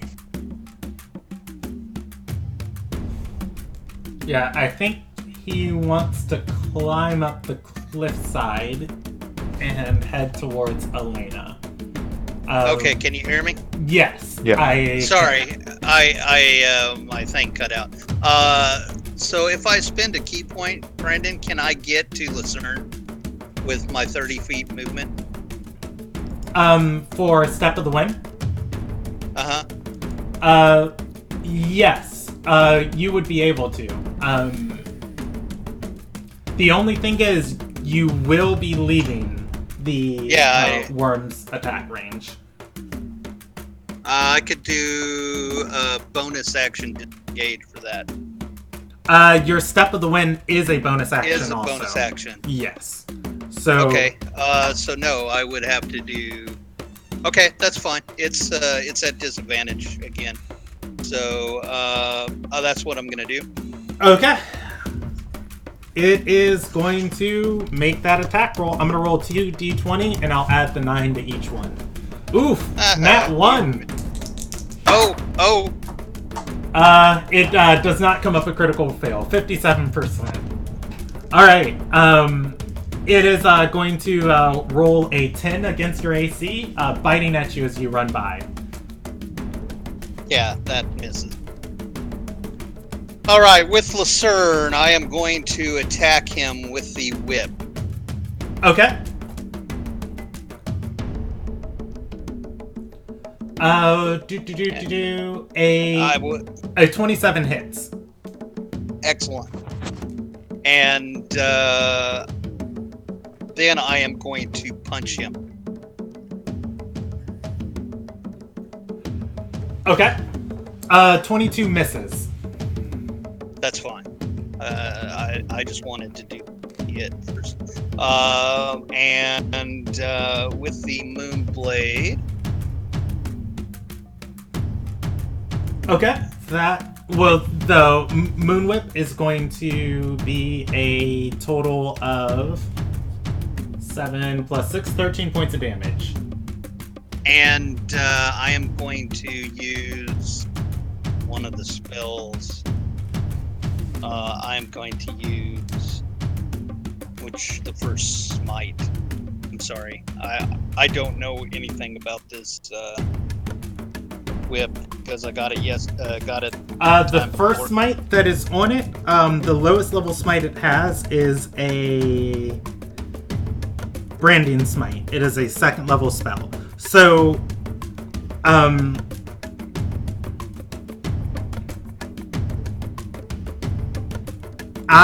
you are not going to be able to do that. You will be able to in the future. The way smites work, if you want to look up branding smite and vanishing smite, they're a bonus action that you cast before you make an attack, and then you make an attack with the weapon, and then the smite explodes if it hits. Otherwise, you save the smite until you hit, but you already used your bonus action this turn, so you don't have the action to cast the smite anyways. Okay, fair enough. All right, so you are going to hit. You're going to deal 13 points of damage, and I'm going to tell him that Renalta is going to find and take you. All right. You're still singing. Yeah, you're right. I am still singing. How much of the song did I get? Did I finish it? Yeah, you finish it this turn. Okay. Yeah, at which point you'll be able to finish, or say that. Let's see. He's going to use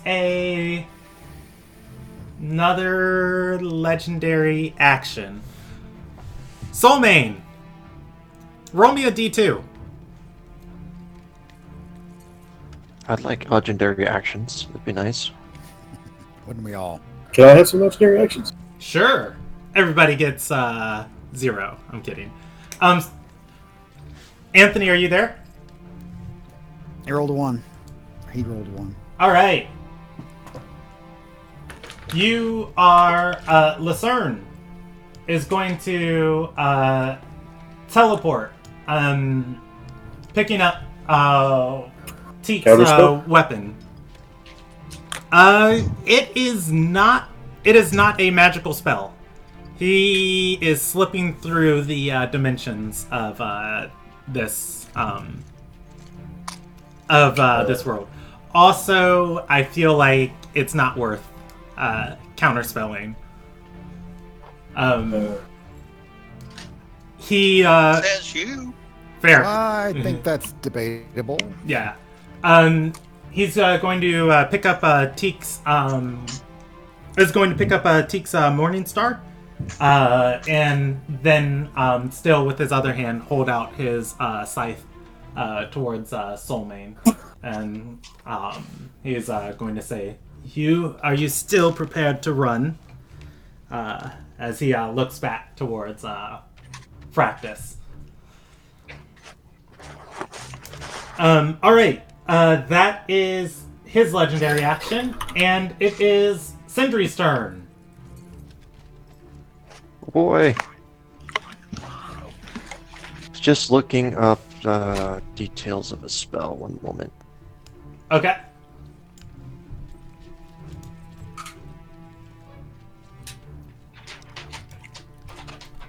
Can someone tell me kind of what haste does? Haste is It going allows- to... Oh, go ahead. It doubles the movement of the target. It also gives them +2 to AC, and it gives them an extra action to either dash, disengage, hide, or use object. If they use the attack action, they only get 1, even if they have multi-attack. Okay. See, now that's the one I needed. Yep.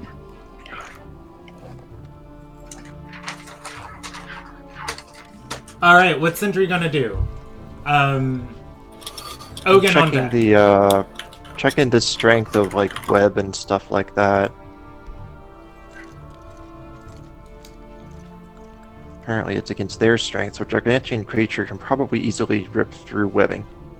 Probably, yeah.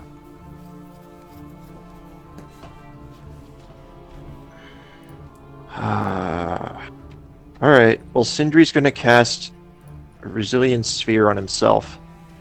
Alright, he puts himself in a hamster ball. Yes. That's Does it actually probably- roll around like a hamster ball? Can I go places? Yeah, it can be pushed. Yeah, you can roll around in it. You're not going to be able to climb the wall, though. Can I do movement afterwards? You just used your action, so yeah, you can move. Do But- you want to push it in a direction?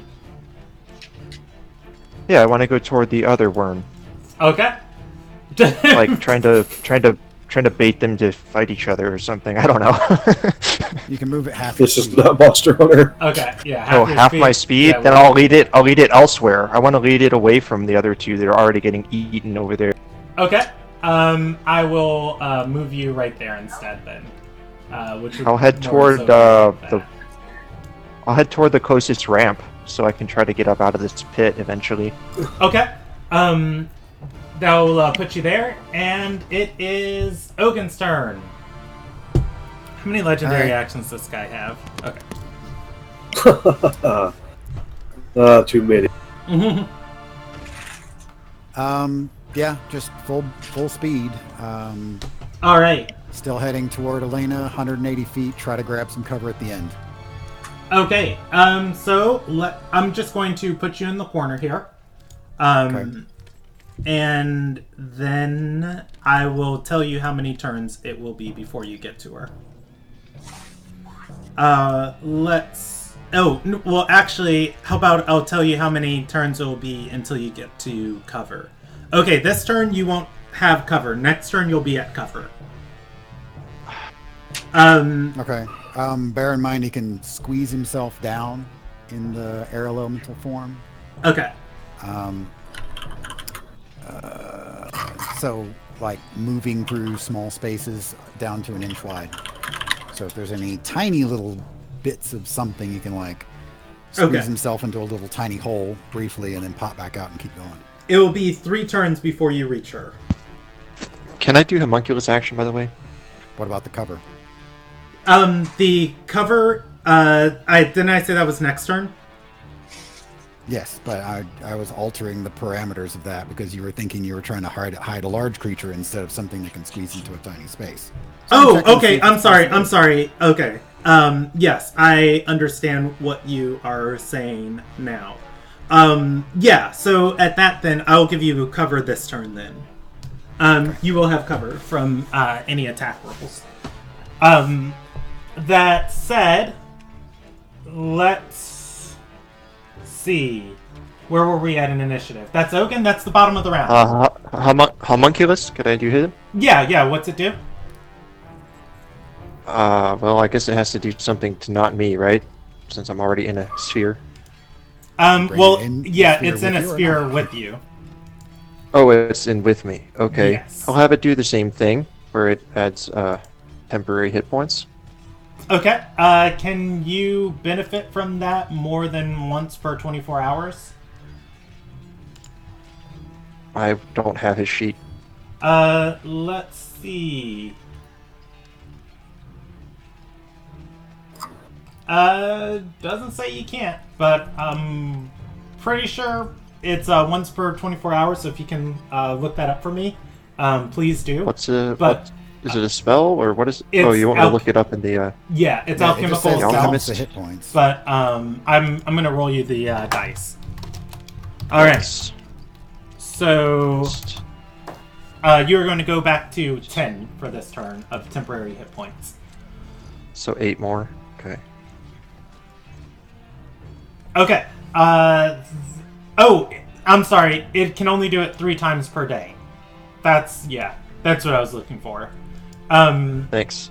Okay. That is its turn. Top of the round. Soulmane, as you are dashing towards Elena, she is going to say, I've always been led by logic. And this is the first time I've been led by my heart. I wanted to talk to you. Perhaps I've been illogical. Perhaps I could just lay down my weapons and this could all be over. But perhaps it's you who's being illogical. It is your turn, Soulmane.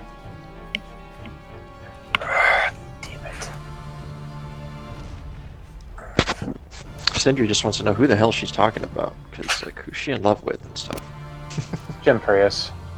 I think Sephiroth over here is what she's talking about. Obviously. Wait, Sephiroth showed up? Apparently. Crazy.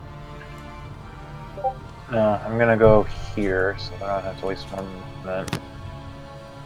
So the one that went out of dimensions or whatever, did it leave, or is it still around? It's still around. It teleported in front of them. It teleported like 8 inches to the left.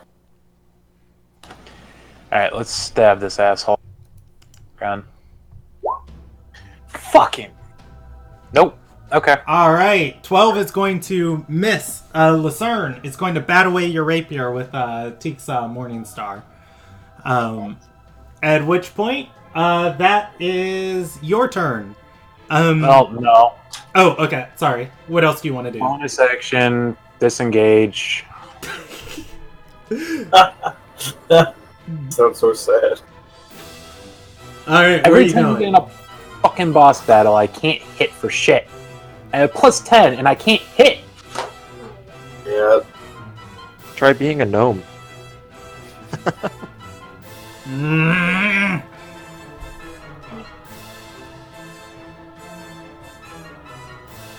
He is going to be very frustrated that his quarry keeps running away from him.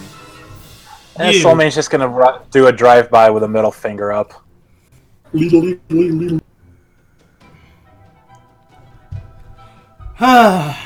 are not supposed to run from the caller of queens. He answers when called. Alright. Or rather, you're supposed to answer when called. And Soulmane's like, lose my number.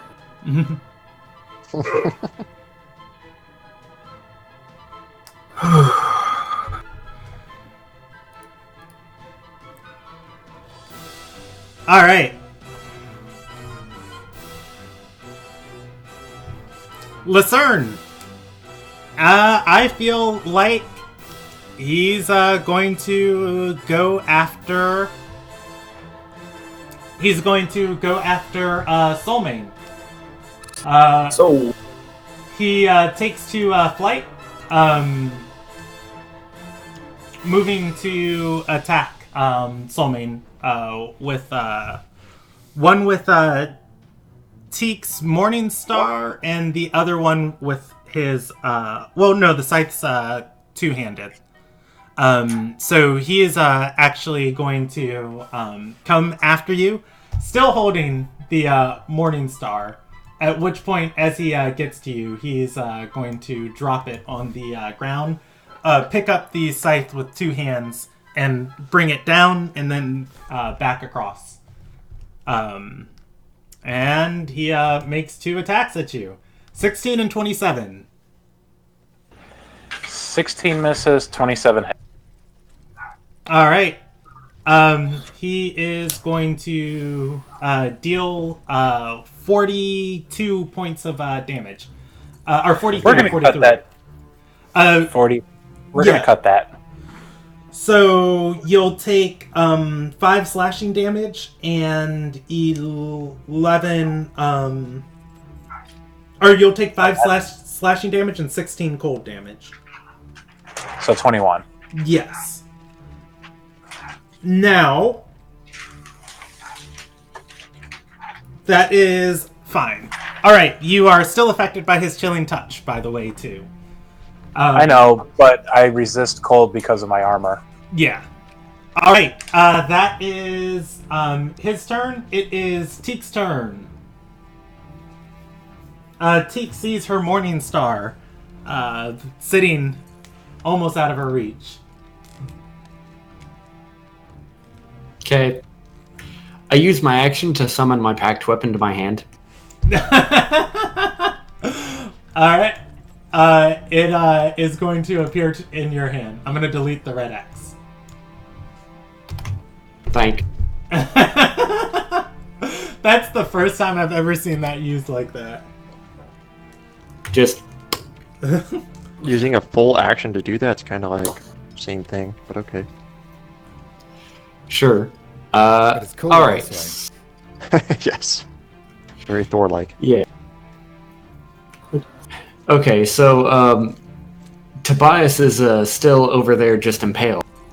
Tobias is attacking a giant worm that has burst out of the ground. You see it hovering over the cliffside, looking down. But he's on still him. conscious, right? Yeah, he is still conscious. Oh, I'm not even.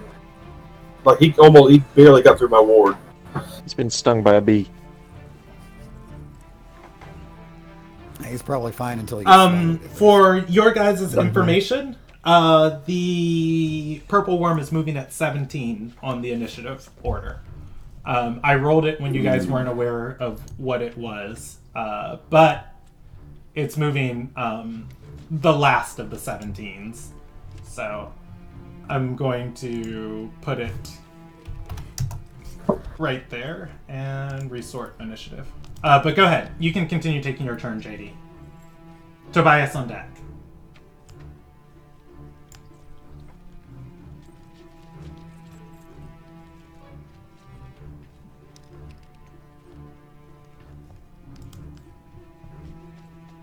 Or you guys can take your turns at the same time. You're both at 17. What's Tobias want? I'm thinking.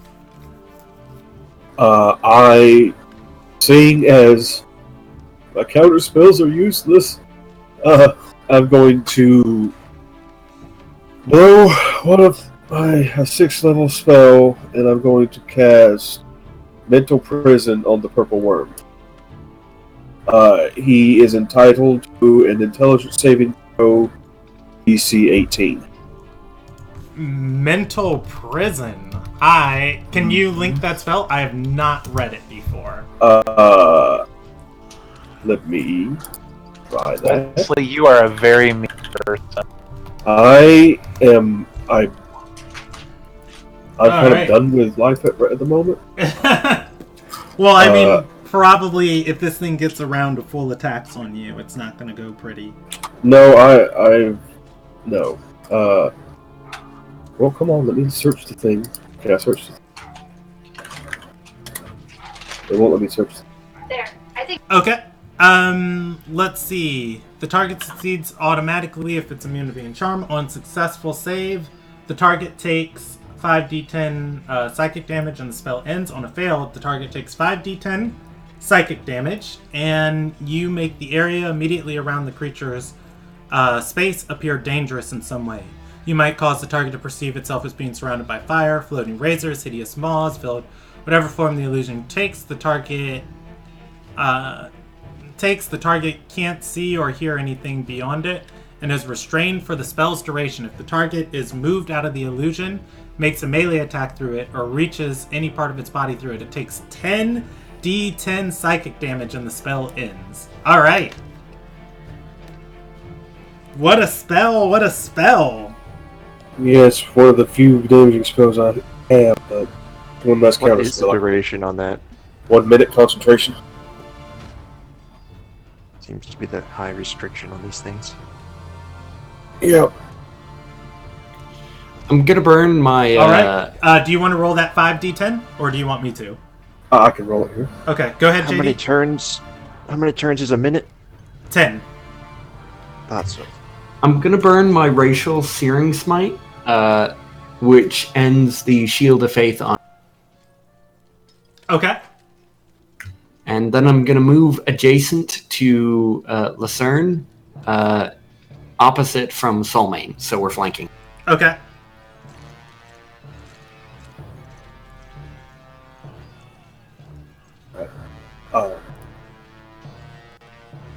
That'll be the end of my turn. Okay. Purple worms. That intelligence saving throw. I did. It failed it. It rolled an 6. Okay. It rolled an 11, and then it's got -6 to intelligence. -6. Okay. -6. How does it get -6 intelligence? It's stupid. I'm going to. Oh wait, I'm sorry. It rolled a 6. It's got -5. Okay. Well, I'm going to move 5, 10, 15, 20, 25. Actually, I'm going to come over here right beside my buddy Fractal and pat him on the shoulder and say, there. Alright, let's see. You are going to move away from it, and it is affected by the restrained condition. Does the restrained condition stop it from making a creature? It can't benefit from any. It does not stop it from making attacks of opportunity. No, but it will take 10d10 psychic damage if it does. It's Brandon. not very smart. All right. I will let you do that. I'm just letting you know. Okay. Can I ask a question? Yes, go ahead. It used its reaction to attack Fractus, did it not? No, it did not. Fractus didn't have... Oh, wait, it did. No, it didn't. It didn't use its reaction to attack Fractus. I thought it did, it just missed, because it had disadvantage. Oh, yeah, yep, you're right. It did. You're right. It doesn't have its reaction. That's my bad. Okay, so that Sorry, is... I just wanted to make that... I wanted to make that sure of that. That is Tobias's turn. That's correct. Teek's turn. It is its turn. And... It does not like this. So, I guess for flavor's sake, I'm going to say it's kind of surrounded by this enormous flock of spectral crows. It's like swirling around, like blocking and everything. Okay.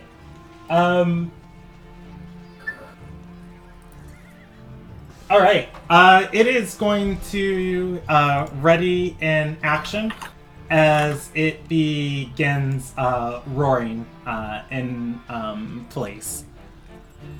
It is going to begin thrashing about too, circling the spot it's in, curling and rolling as each way. It seems to be something extremely dangerous.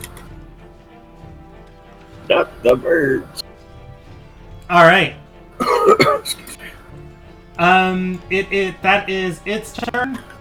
These birds are going to make flyby attacks. Oh no. we're going to do 3 at Fractus and 3 at Tobias. Alright. How does that work? They can split their attacks between targets? Yes. They're when they make flyby, or rather they have an ability called flyby, their movement doesn't provoke attacks of opportunity. They have multi-attack. When they take the attack action, they can make 1 bite attack and 1 gore attack. Or 1 bite attack and 1 talon attack. So am I seeing correctly that Sindri's the last one in the pit? Yes. Okay. Alright. Yours will be at disadvantage against me. Okay, I'm going to roll 6 for Fractus. These are the first... those are at disadvantage. Okay.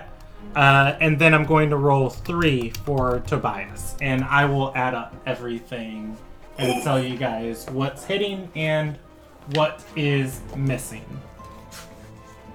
My AC is 13, so best of luck to you. The best of luck is not enough. Alright, so, at Fractus, you are going to have a 12 versus your AC is going to miss. A 13 versus your AC is going to miss. And a 18 plus 5 is going to be 23 versus your AC. So I have a question. Yes. So when Teague dropped the Shield of Faith, when does that actually drop from me? When Teague drops it? Yes. Okay, then the last one hits. Alright. Fractus, you are going to take 2d4 plus 3 piercing damage from a talon attack. As far I'm gonna have that. Okay. As far as Tobias, you are going to be subjected to 1 attack. Is going to hit you. And it is going to be the same.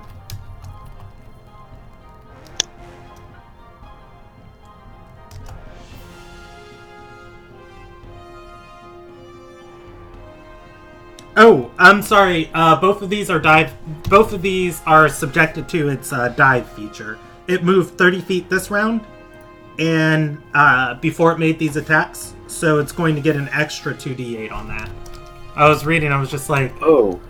And Fractus is subjected to the same damage.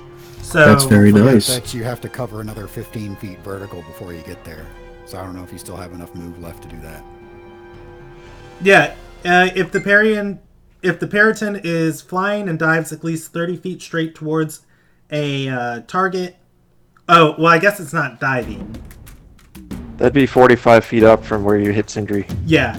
Alright, so yeah, those aren't going to be dive attacks. So it's going to be 6 at Fractus and 13 at Tobias. Tobias, give me a Constitution saving throw, DC 10 to maintain concentration. Okay. And that is their turn. You said, what was that again? Intelligence? Constitution. Constitution for concentration. Save. Okay. I have advantage on this. Oh boy. One. No, you stop that. Cut it out. Stop, Brandon. Stop. Okay, that's a 22. Alright. Wait, I'm 17, 18. That's a 19. Excuse me. That was for imprisoning the worm? Correct. Yeah, for maintaining the save. Alright, Sindri. How about the other worm? The other one is going to pop up from the ground. It's got red veins running through its body and looks insect-like. Its giant bug eyes look towards you. It is going to bite at your. It is going to bite at your orb, and.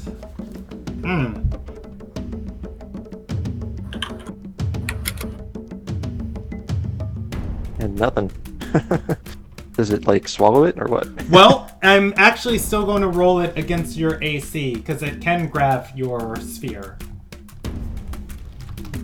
But the sphere is invulnerable. It is invulnerable. And you wouldn't take any damage from this, but if you are hit by its attack, you are subjected to its grapple. And it is going to grapple your sphere. At which point it begins curling around and it opens its mouth. I can't like try to dodge or anything. Yeah, it's a hit against your AC, and if it hits, you are grappled. On your turn, to make a escape attempt. Got it. But yeah, that's it. Anyways, that is its turn, and then we are on to Elena. All right. Ogun has entered the kill zone. Let's define see. kill zone. As in, Close I can enough smack for her, or as in she's shooting nastier stuff at me now. You are getting subjected to nastier stuff. Each of those are going to be at plus 11. As you move forward, you are going to squeeze into cover, and several ray attacks are going to beam straight towards you. They seem expertly placed, ignoring your cover. It is going to still have to hit a AC of at least 20. Yeah, it is going to be a 28, a 23, a 23, a 22, a 26, miss, and a 24.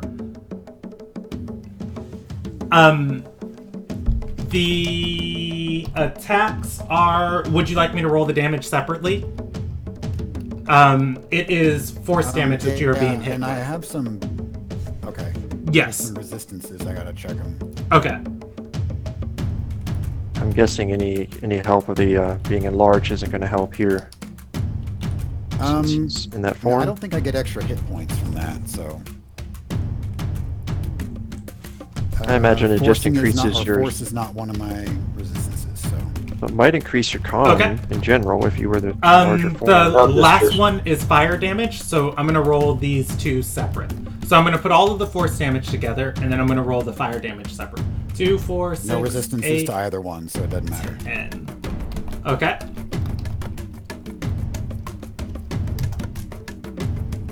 And then the last one is going to be 6d6. All right. And she's going to deal 62 points of force damage and 24 points of fire damage, lobbing ray attacks at you as you move closer. Okay, still going. And as she does, she's going to say, I never thought I'd have to prove myself. I didn't know that's what I'd have to do, but alas, I must. All right, that is her turn. It is Ogun's turn? Or Fractus's turn. Or Sindri's turn. Fractus on deck. Sindri, okay. You have the option to do something inside of the spear, or use your action to shake the spear free of the Rimmeraz. Can you give me an example of what bonus actions can be? You can use any bonus action that your class enables you to use. In this situation, I don't think you have any bonus actions available, other than any spells you might be able to cast as a bonus action. I'm looking at your spell sheet right now. Hold on. Does he have Misty Step?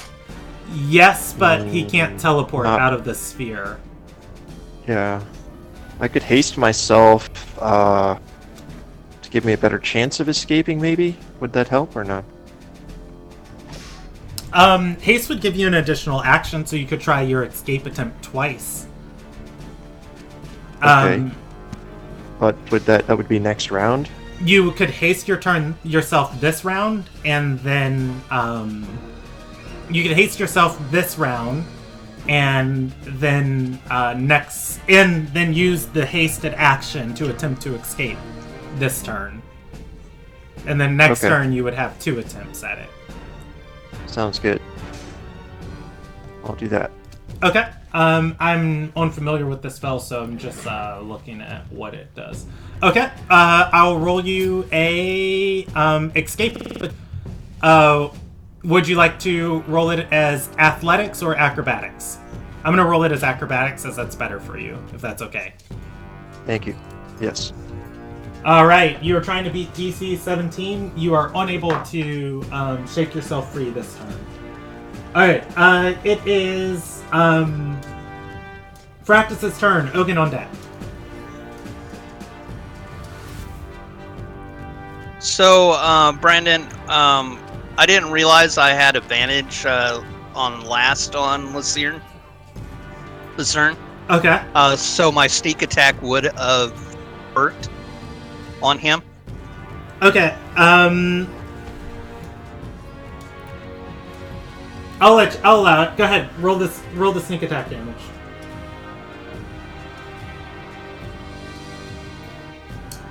What are you doing? He was engaged.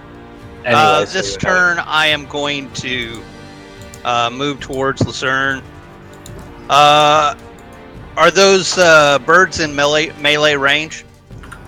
To do opportunity attacks or no? They have started flying up. They ran out of movement. Yes, they are still in melee range.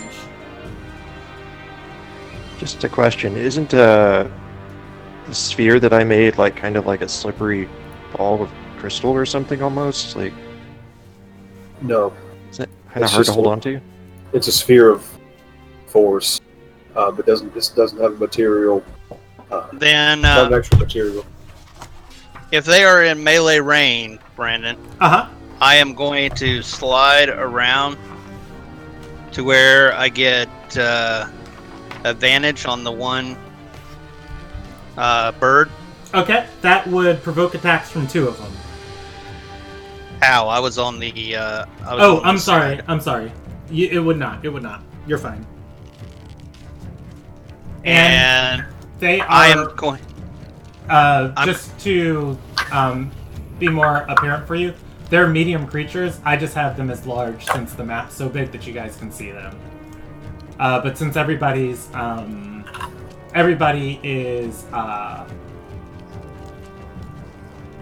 everybody's closer together now, I'm going to shrink them down to their actual size.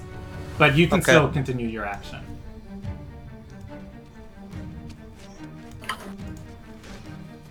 I do have a question about the whip. Go ahead. Is the oath a free action, a bonus action? It's a free action. Or an action. It's a free action. Okay. With it didn't say. Can you only have one at a time, or is it you can do it as many times? Like, does it only stick on one person? In other words, if I put it on somebody and kill them, does it stay? Or that wasn't really talked about either. So, presumably, it would be able to be on multiple people. All right. So I'm going to, as my free action, I am going to oath Lucerne. Okay. And I am going to attack with the. I'm going to attack with the whip on the bird. What you call the bird? Okay. Give me attacks against its AC. And then I'm going to also punch it. That is going to hit. You can roll me another attack to punch it. Go ahead and roll me damage on both of those. Ooh, I critted. Oh, and it's got sneak attack too. Lovely day. Those are both going to hit. Okay. Rogue crits are the best crits. All right, that's that, and that's that.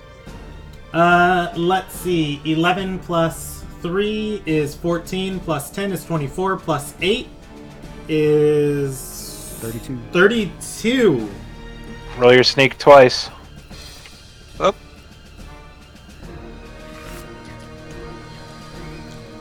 Minimum damage from your sneak attack kills it. How do you kill it? I wrap it around the neck, and the snake billows out of the edge and bites on the head, and the face just kind of just disappears, and it just falls over. All right, into, like, I'm going to black move spot. this aside down here. Here's a question real quick. Sorry, Brandon. Would the sneak attack and the whip attack have killed it before the punch? The sneak attack actually killed it, and I was just about to tell you, you have your action, or rather you have your second attack of your attack action to use freely. All right, can I get it on the other bird? Because I still have movement. I can move to there and hit it yes. with the bird. If you want to punch it, you can, or you can use the whip again. I'm going to punch it. Okay. If you want to go with that... the same? Yeah, that's fine. I will count the 8 damage to parry its N2. P2 has taken 8 damage. Alright. Wait. I haven't used my bonus action yet. Okay. Ogun on deck. I am just going to make another unarmed attack. Okay. At him. Roll me one more attack roll. Ogun, what do you want to do? Scream like the north wind going across the volcano and haul ass. I think I still got you've some got turns two turns before you get to her. Okay. 9 points of damage. That brings its total damage to 17. Okay. Ogun, you're able to find cover again. As you approach. Hopefully something that'll be effective against these beams. So full cover instead of half or whatever the fuck that shit was before. Yeah, it appears Elena is ignoring portions of cover. You are now aware she has the spell sniper feat.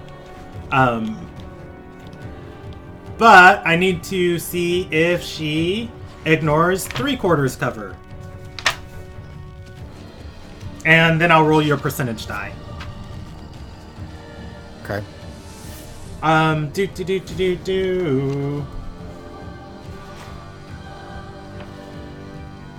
Spell sniper. Your ranged spell attacks ignore half cover and 3/4 cover. Okay. Good to know. I thought it treated ignored one and then treated the other as like half cover. But that'll be relevant on her turn. Top of the round. Well, let's see. Is there anything else Elena wanted to tell you? Yes. She's going to... You are going to hear her voice bellowing out and say, "In Ardor, I learned of the concept, the burden of the sword and the burden of the shield." That is her turn. Or rather, the top of the round. It is Soulmane's turn. Hang on. Does that ring any bells for Ogun as far as... Yeah, I'll allow you a free history things or whatever. Chat if you want. Sure. Me too. Okay, I'll roll you guys a free one. It's... Me. 22. Okay, I'll roll one for Sindri. Feel free to roll one for Tobias. And my pet. Yeah, you guys are those who are thinking on it. The burden of the sword and the burden of the shield are two ancient schools of thought on combat. It's Ardorian philosophy. Oh, shit, hang on. One more thing before I'm done. Go ahead. Sorry. Drop my heal. Level 6. Okay, go ahead and roll the dice. Yeah, the burden of the sword is that if you pick up a sword and you make a mistake, you might kill somebody who is undeserving of it. the burden of the shield is if you pick up a shield to defend somebody and you've made a mistake in your judgment, you might die for somebody who's unworthy of your life. And it's basically Ardorian philosophy for know why you're fighting. And be a conflicted puppy. Yeah, most of the time somebody either studies, under the burden of the sword or the burden of the shield. Right. It's very seldom somebody picks, studies both. It's Soulmane's turn. Sorry. This asshole will not leave me alone. Well, it's pretty much over if you get next to Elena. What died again? A Perioton. One of the monstrous birds. Alright. Well, now that I got flanking with Teak, I'm just gonna stab at him again. Maybe I'll actually fucking hit this time. He wants to tickle your innards. I don't like my innards being tickled. 24 is going to hit. Roll damage. This action does not have my consent.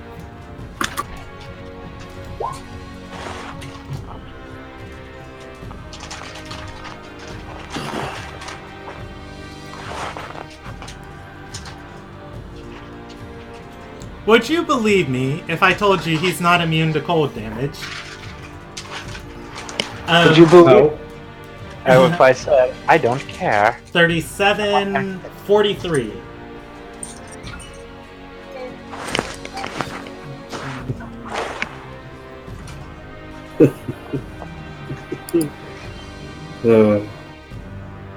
Okay, you deal 23 points of damage. And I'm calculating now if he 23 or 43? Oh, 43, I'm sorry. Bloody... Okay, and we're gonna do another Blue Skidoo weekend too. Can Cinder remember anyone ever trying to enlarge themselves inside of an eldritch sphere? Or whatever kind of sphere this is? Usually doesn't end well for you. What? Well, the sphere will end when you cast another... Oh, wait, the sphere has ended. You've casted another spell that requires concentration. What? Which spell requires concentration? Haste. Haste? Yes. But... I'd like... maybe I wouldn't have done that then? Well... Is the sphere a concentration spell? I don't know. I'm about to check. I believe it is. It is. It is. So can we kind of say I didn't haste, I guess? Okay, I will allow... This is... I'm going to start being a little bit more heavy-handed with the actions in combat, and I will do the same with myself. I will allow it. On this, final combat. Yeah, I will allow it, but for me too, and everyone, I'm going to say the actions that we've made are the ones that stick. So All instead of using your action to cast haste, and then using the hasted action to make an escape attempt, you just used your action to make an escape attempt. Right. Alright, that is Soulmane's turn. Soulmane. And that actually answers a question I had. So you can only concentrate on one thing at a time. I didn't know that. Yes.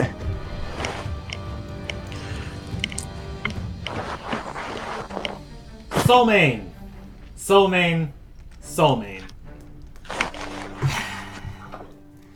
He's going to look back at you and say, "Run as you may, your allies will fall behind you." He's going to move here, and he will make...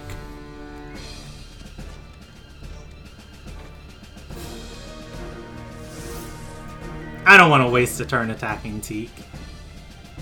This doesn't benefit anybody. Come on, do it! Come on, Mia! Carry me! Come He on! is going to expand his wings. I'm right here! Come on! Kill me! He's going to expand his wings, making a moon wreath wings attack. Soulmane, you are still going to be in range for that. Oh, I love it. Everybody, minus Ogun, give me a wisdom saving throw. Also minus Sindri. Oh yeah, minus Minus Sindri Sindri too. for sure. Minus Sindri. Yeah. Is this considered a spell or spell-like ability? It's a spell-like ability. Okay. Give me just one second. All right, look at everybody passing this, except for Soulmane. Who resist necrotic anyway. All right. But now Alright, you're it's 15, 16, 17, 18. That's a 23. Okay. Oof, you're barely going to pass that. Everybody who passed is going to take 12 points of necrotic damage. Everyone who failed takes 25. If you failed, you are afraid of Lucerne, and you are unable to move closer towards him. The only failure is Soulmane, who is on the other side of him. This is a good time to teleport. Alright, go ahead and give me a Constitution saving throw, Wesley, for maintaining concentration. One moment, please. So, I just read this. I have advantage on against spells and resistance to the spell resistance. Got it at 14th level. So, Okay. That was, you said 12, so that was 6 Yes. damage? Okay. Alright, that is his turn, and it is Tobias's turn. Okay. Damn burbs.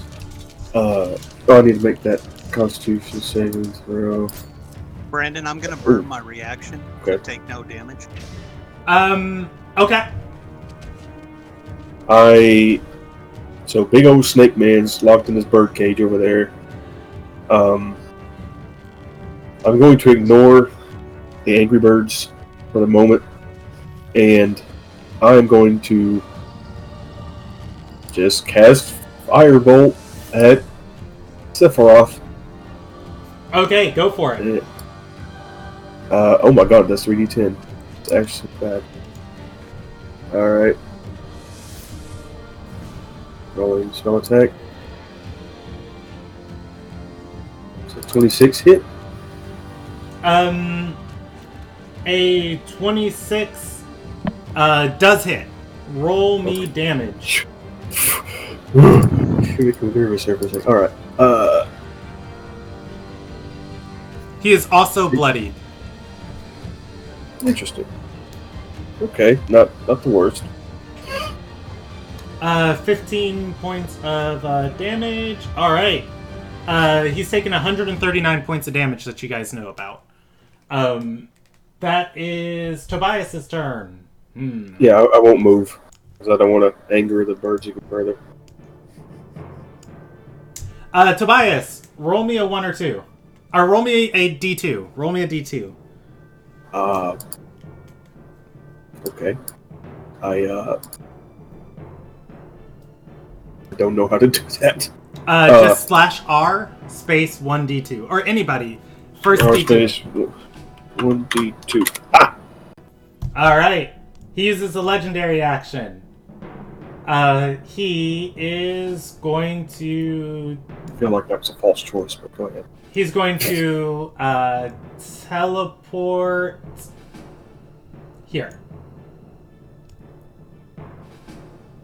Yeah.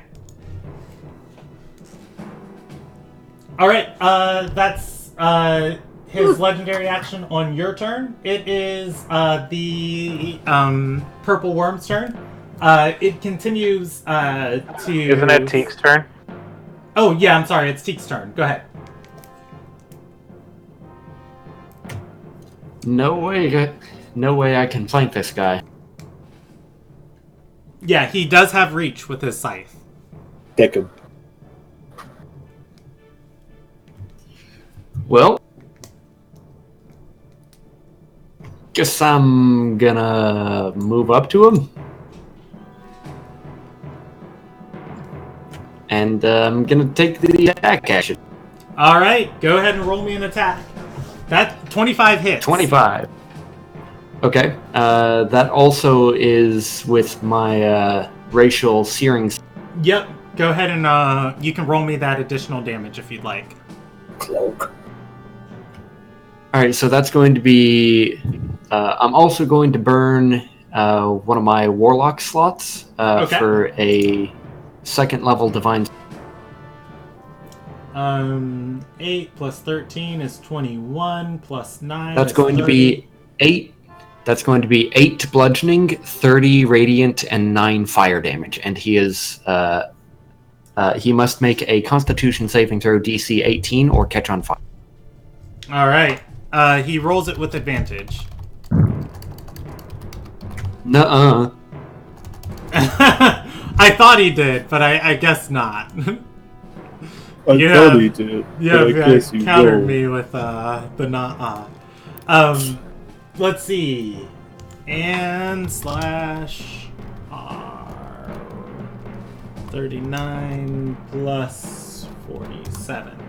Alright, he's taken 186 points of damage that you guys know about.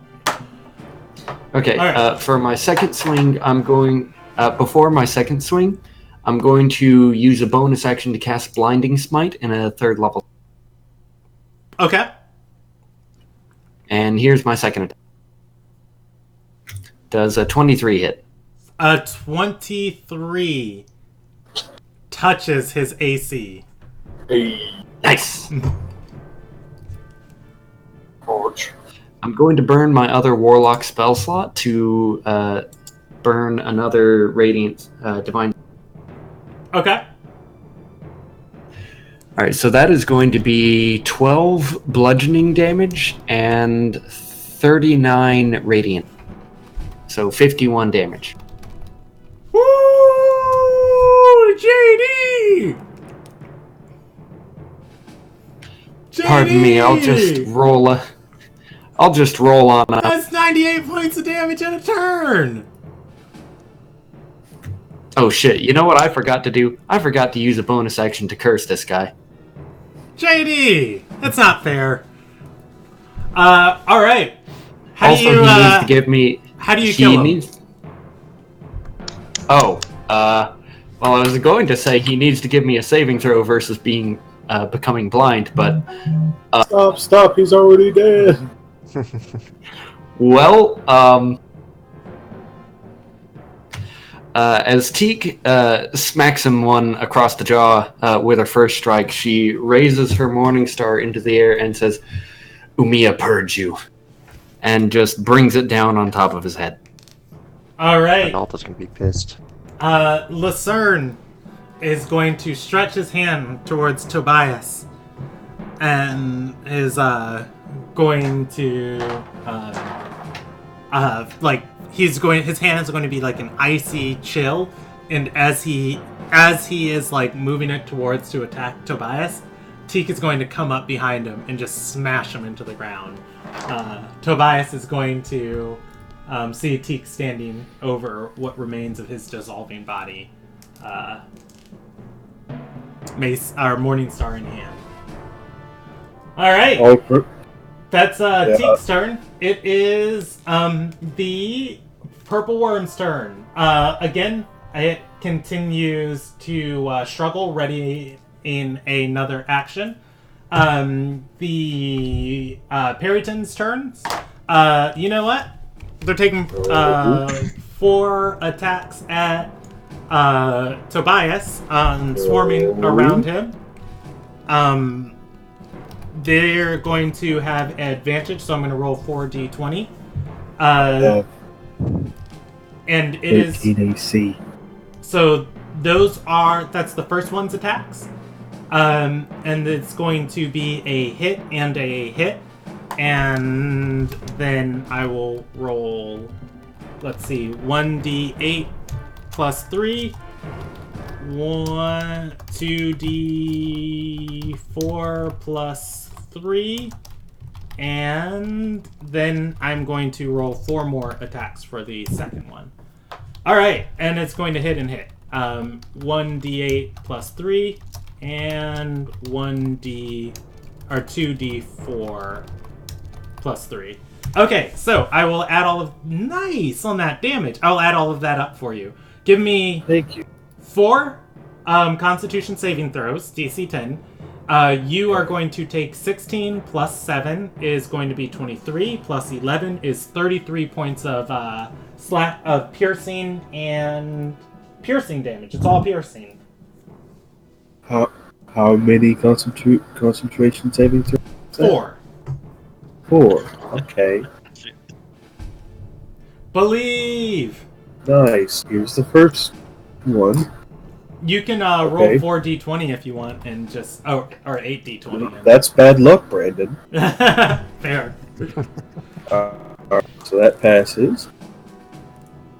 That passes. 1. Fuck me. I think that's gonna pass. What's your save? Constitution save. Yeah, if you've got 5 or 4 in intelligence, you should be at plus 4. Wait, is it intelligence or? It's a Constitution save. Oh, it's a Constitution save. Yes. Ho ho ho!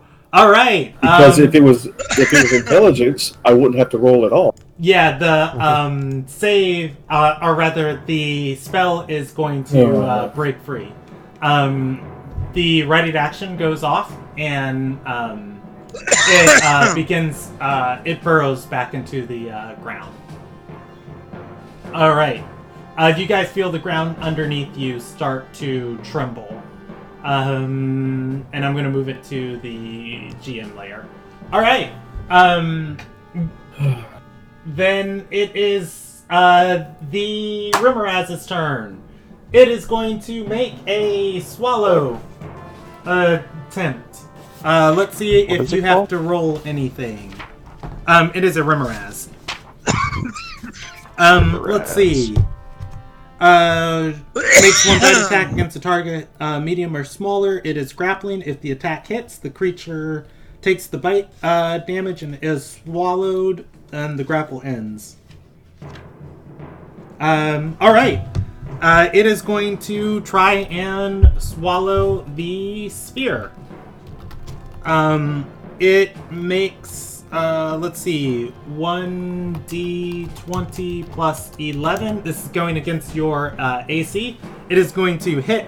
Its insectoid mouth opens, going around the spear as it lifts you into the air and then swallows you as your world becomes dark. All right. It's going to... Jagged little pill. Yeah, it's going to look towards the hill, and on Barrowed, it's got a speed of 30. Alright, it moves to there. That is its turn, and then we are on 13. Oh, Elena! Alright, Elena is going to say, I studied the burden of the sword and shield, because I feel I wield both now.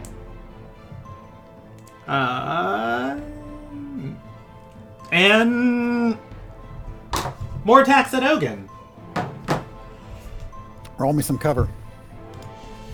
Alright.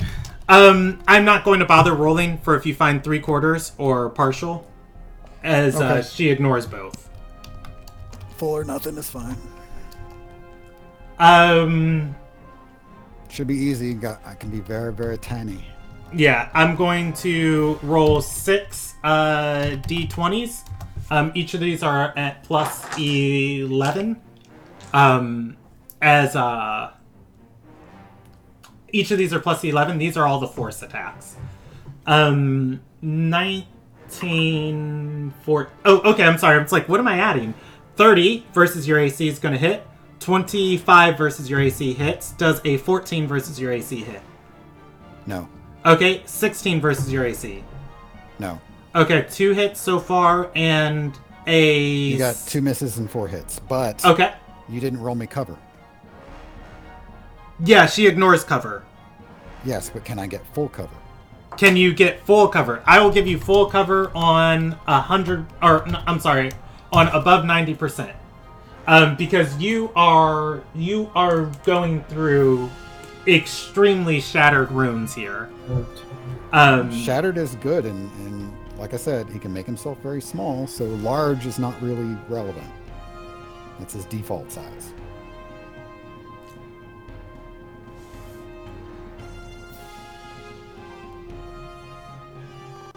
So he just has to find something he can squeeze himself down behind. Okay, so how does that work for an air elemental? What air elemental stats are you taking this from? I'm looking at the monster manual. Let me get you a page number. 124. Okay, so for its air form. Yeah, for its air form, it can enter the space, but it can't stop there. Because you still have all of that air that still composes your form.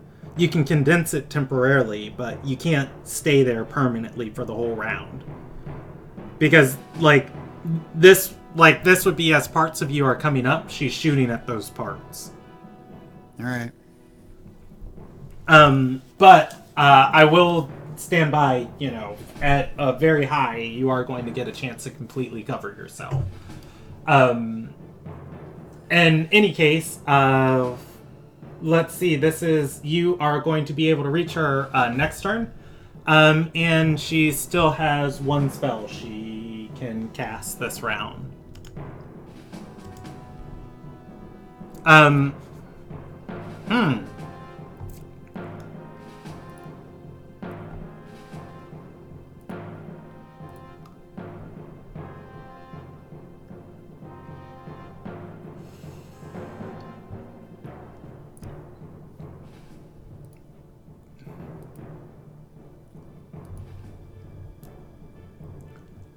You guys still there? Yes, I am here.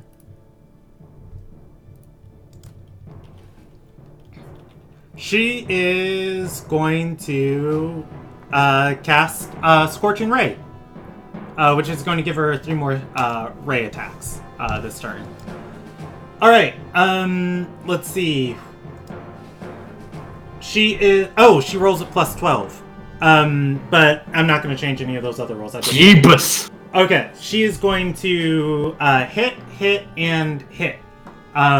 So I will roll these D10. Scorching Ray is D6s.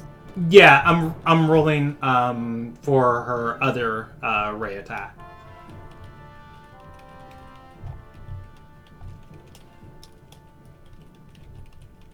Alright, these are 1d10, and then the Scorching Ray I will roll separately.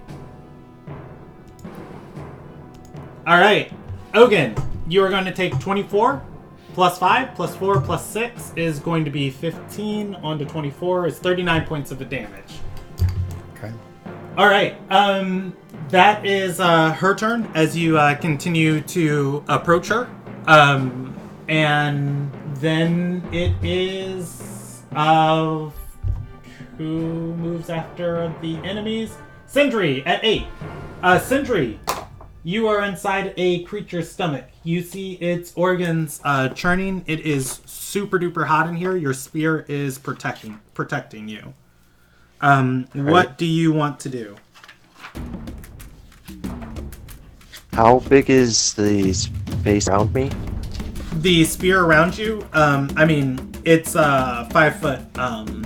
It's a 5 foot in diameter spear.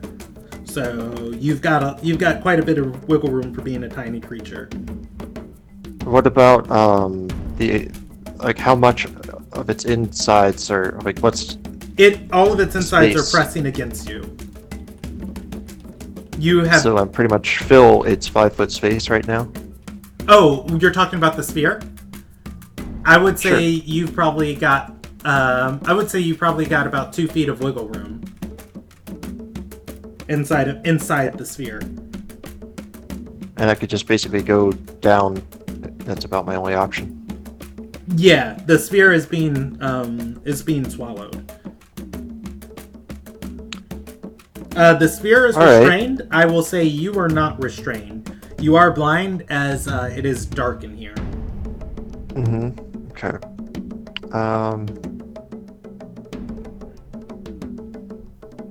Alright, this turn I'm going to cast Death Ward Okay. on myself.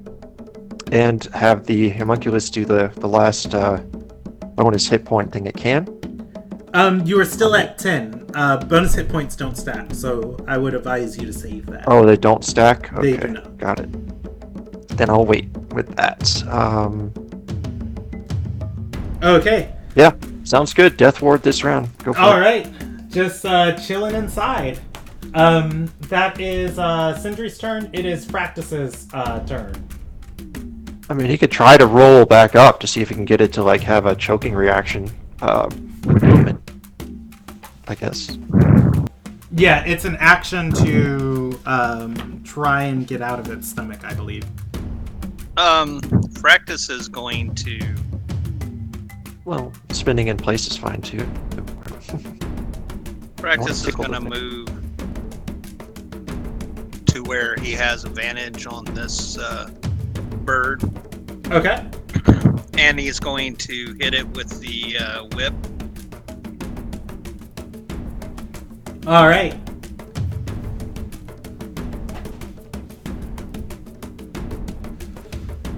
Go ahead and roll me an attack roll.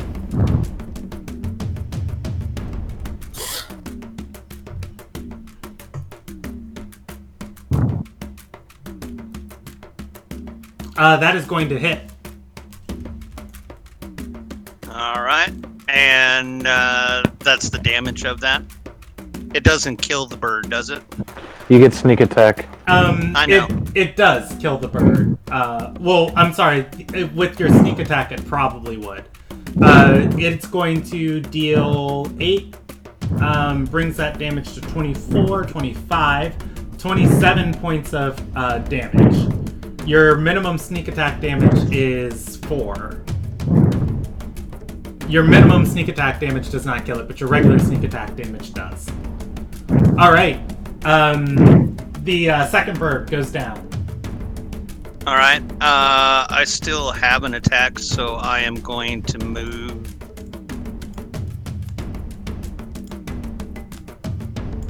And I have enough movement to get on the other side of Tobias to also get an advantage on this attack. And I am going to punch it.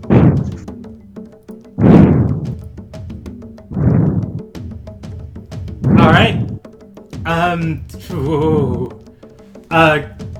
Go ahead and roll damage. This is P3. It is the first damage that is taken. I'm recording it as 9.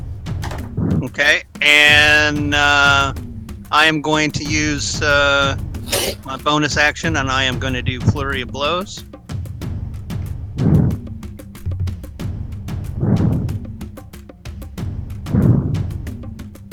I missed the first one, probably, unless he has a low AC.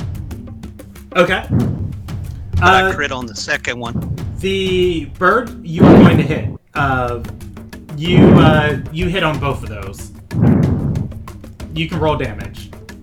8 brings it to 17, and then the last one, 13, 30. It has taken 30 points of damage in total. It is bloody. I don't think it got the crit, Brandon. It did factor in the crit on the second one. Did it? Yeah, it rolled 2 damage dice if you see it. Oh, okay. All right. That is. Oh, I guess that's what the plus is. Yeah. Sorry, I'm so used to having. It is Oaken's turn. All right. More healing. Okay. Flying. All right. Is that gonna get me to attack range at this point? Or is that... Yeah, if you use the dash action at this turn, you are going to ascend the part of the stone pyramid that's built into this cavern wall that she's on. You can see there is a torch and a orb in front of her that she is peering through. She looks up at you as you approach her. Okay. If I have to take the dash action to get there, then the only thing I can do to her is whirlwind. The dash action takes up what I would use as for my attack action, right? Yes. Okay. So yeah, I can whirlwind her just by moving to her space. Okay. Which doesn't say anything about it, but should probably put the torch out if that makes a difference. Maybe, I don't know. Probably not. So anyway, she gets a DC 13 strength saving throw. Okay. Give me 1 second as you approach her. Hmm?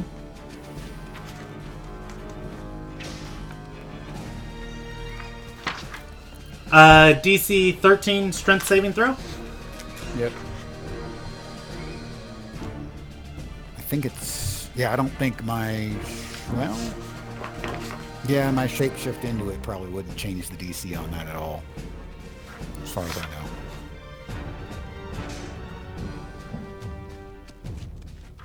Alright. Oh my gosh, I'm just so lost.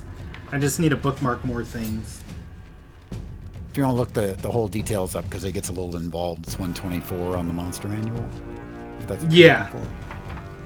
I'm bookmarking everything I am using tonight, so I can just like flip through stuff. So let me grab and put a bookmark here, and I will put this. Boom. Okay. Let's see. Okay, so the whirlwind is a action. That's under your creature's actions. So you are actually out of actions for this turn. Okay, so enters the space and stops there. Okay. I was just looking at each creature in the elemental space. Yeah. So, okay. But if it all takes right. an action, then yeah, just move into her space and that's it. Yes. And she'll roll that next turn. That is Ogin's turn. The top of the round. She is going to look up at you and say,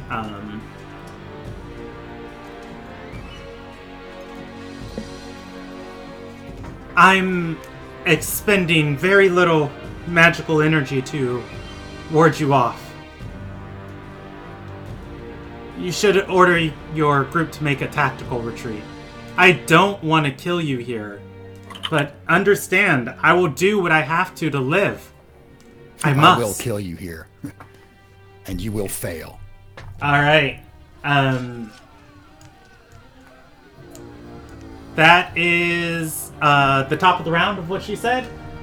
You are able to get that out. It is Soulmane's turn. Soulmane, do you start sprinting towards Elena? Oh god, it's gonna take forever. Can we see Elena?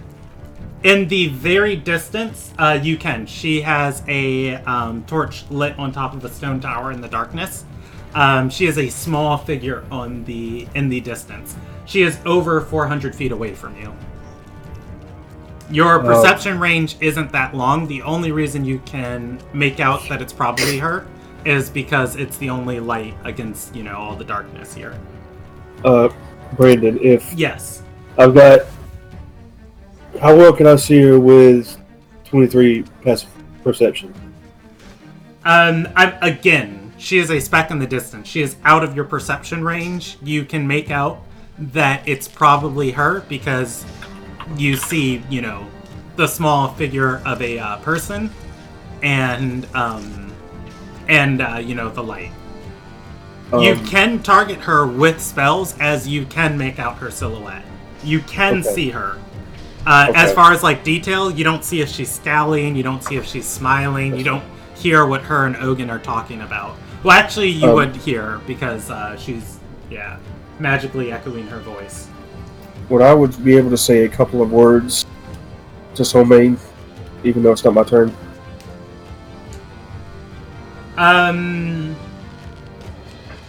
I would say no. You can scream words at him on your turn. As far as like casting message or anything like that, no. Well, I mean, just speaking. Yeah, I would allow non-combat talk, screaming at Soulmane, but those are going to be your words for the round. So yes, you can. All I'd like to say is call out Soulmane to me. And that's it.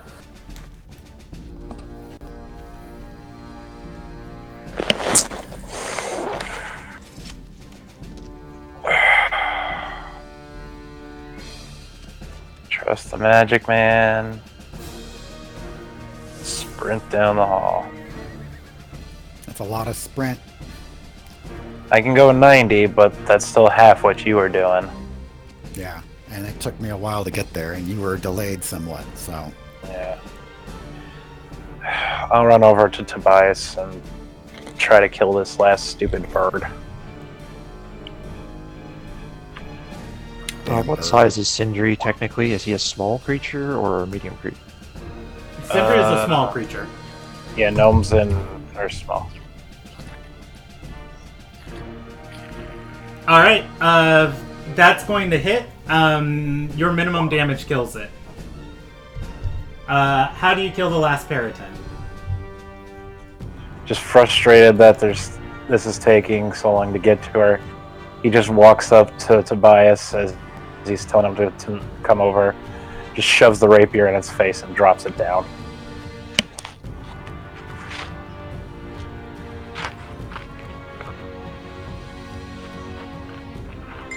Alright.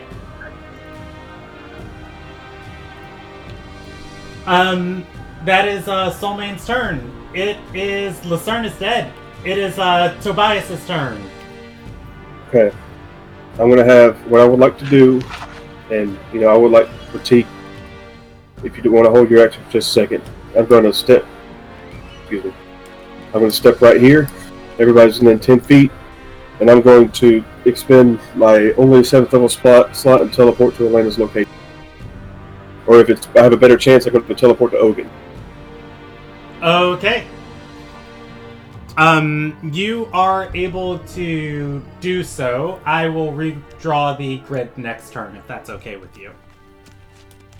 Okay. Can we just acknowledge the fact that Sindri is now completely left behind in the belly of a beast? I can't.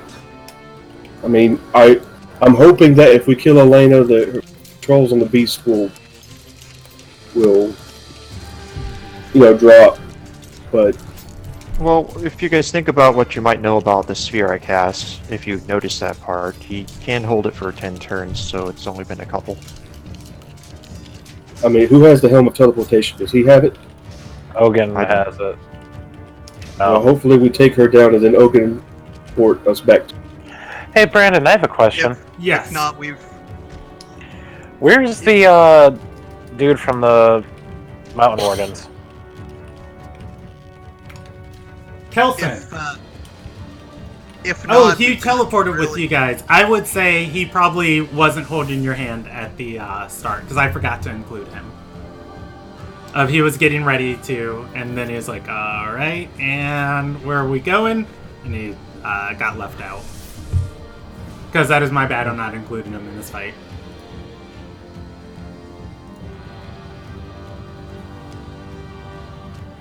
I was saying, if not, we've gotten really good at having funerals and baffling more. Sorry, Cinder. You're really, really Sorry, quiet, Shelby. Oh, is that better? Yes, significantly better.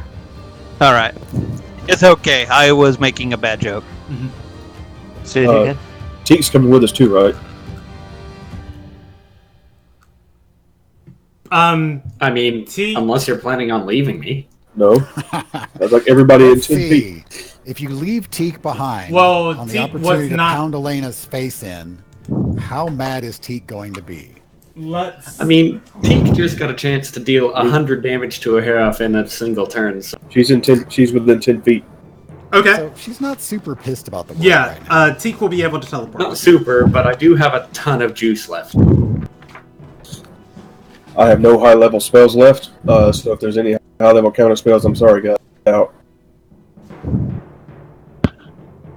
Well, I don't think once we start in on her damage, she's not going to last long. I do have a few dispel magics though. Teak teleports with you. Alright, what Swab. do you want to do? Well, no, that's your turn. Alright. That's my turn, yeah, pretty much. 17. Teak is there with Elena.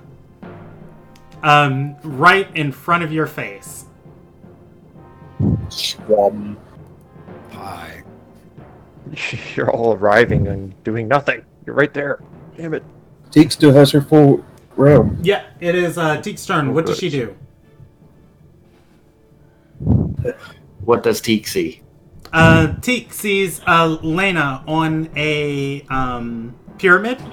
She has a orb in front of her and a torch sitting in a stand.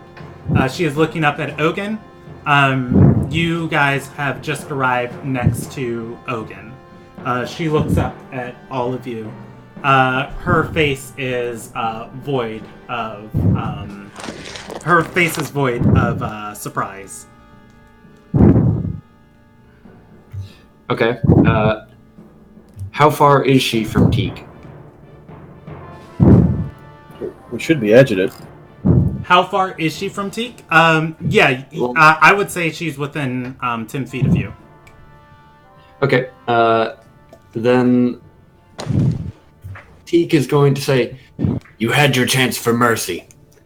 You have one more chance. Stop this now, and I will not destroy you."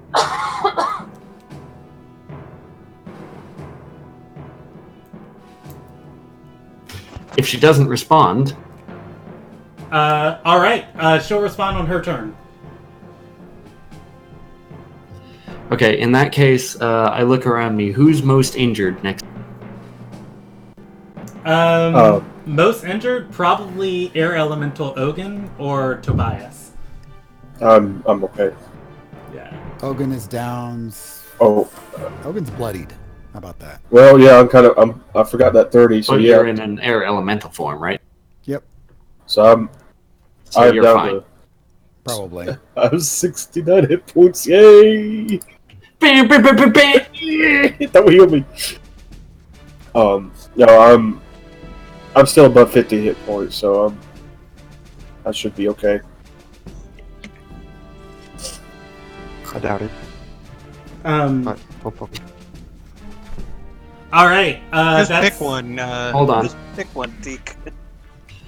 Alright, I'm going to use my action to cast Channel Divinity Nature's Wrath. A creature within 10 feet of me makes a strength or dexterity save its choice, or is restrained. You are doing that after you After you offered mercy? After I say that, yes. I'm offering her mercy, but I mean, I can still do this. Nature's Wrath doesn't...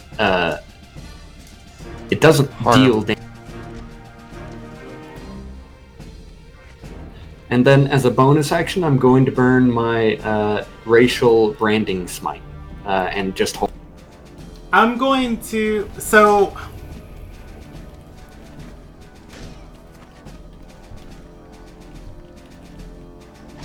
This is a hard decision. You know what? It's, I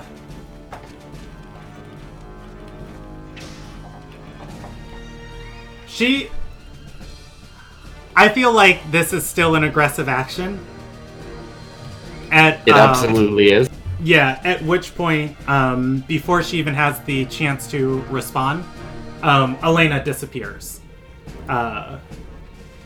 You guys are aware of the magical, or saw a magical effect. It looks very similar to the dimension door from earlier. I can't counterspell that. You cannot. She had a turn to put another contingency up. Alright, I've still got locate on, so where is she? You feel her coming from the other pathway, back inside of the cave. Okay. Northwest. From the northeast. Or northwest, I'm sorry. Yeah, northwest. Alright. Okay. Real quick then, did I burn my channel divinity? Yes, your channel divinity going off was the thing that caused it. Okay, in that case, can I not burn my racial... Yes, I will allow that not to happen. Okay. Alright, so, on Elena's turn, because you guys are very far out of distance of the purple worm, well, I guess the Remoras would move before Sindri too. Sindri's just chilling. It literally can't damage the spear, so it's just swallowed you. I guess it starts burrowing again. Alright, so, on Elena's turn, you guys are going to hear her voice echo out again and say, I have always been willing to talk, but I will not do so as a prisoner.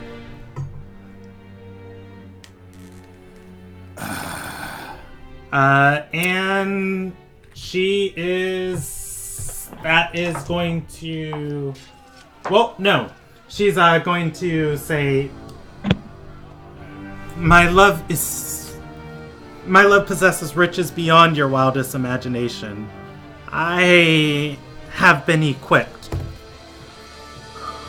This... Nope, I guess that's about all she's gonna say. Yeah. That's her turn.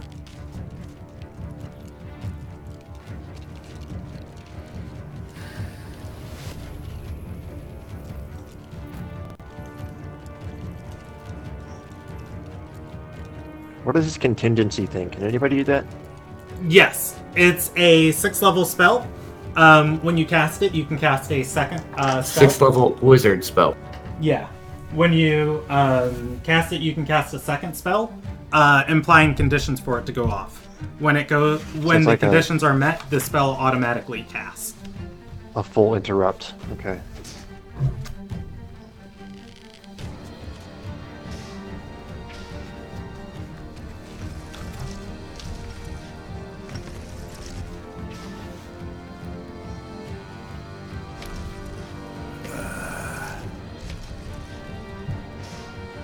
She's that way.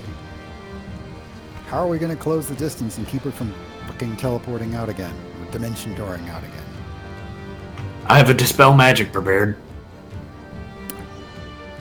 Hey, Brandon. Mm-hmm. How much other... I'm trying to figure out if an air elemental can carry somebody. Yeah, you have a slam attack. You are incorporeal at times, but you do physically hurt people. Okay. It doesn't have a lot of strength. It's only a 14, so... Yeah. Teak and full plate mail? Yeah. Soulmane? Probably. I have Dispel Magics prepared. Okay, so the two... was it just Tobias that said something about Dispel Magic, or did somebody else? Teak, too. Yeah. Okay. I guess grab Teak and start flying, hauling ass to where he's picking her up. Where do we see did her? I get skipped? Did I take action this turn? Oh yeah, it's Sindri's turn. You're stuck inside of the beast's stomach. Okay, so I can physically attempt to roll the ball and see if I can escape, or... I actually read it. You cannot escape. You have to deal 30 points of damage to it. And then it has to fail a Constitution save to spit you up.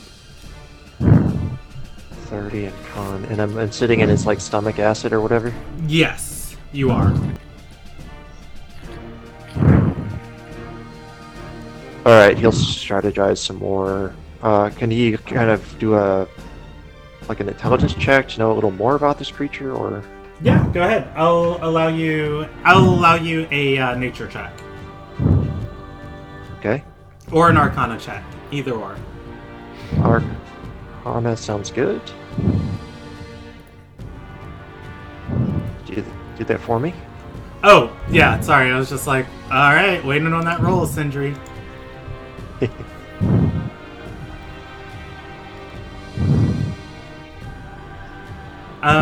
Let's see.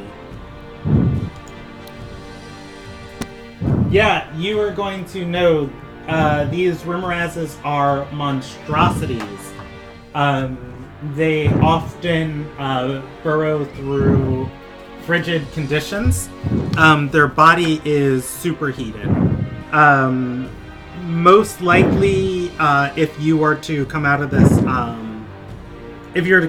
spear, not only would you be burned from the acid, but probably from the heat of its body too. You know they are predatory, and oftentimes... Oh, it had 60 feet of movement. It didn't have... No, it did have 30 feet. It did have 30 feet. I was looking at the wrong thing. Yeah, you know it's predatory. And I will say you are allowed to read the monster manual entry on page 258. Jeff, could you screenshot that for me by chance? Sure. Thank you. Hey, go ahead. I was gonna say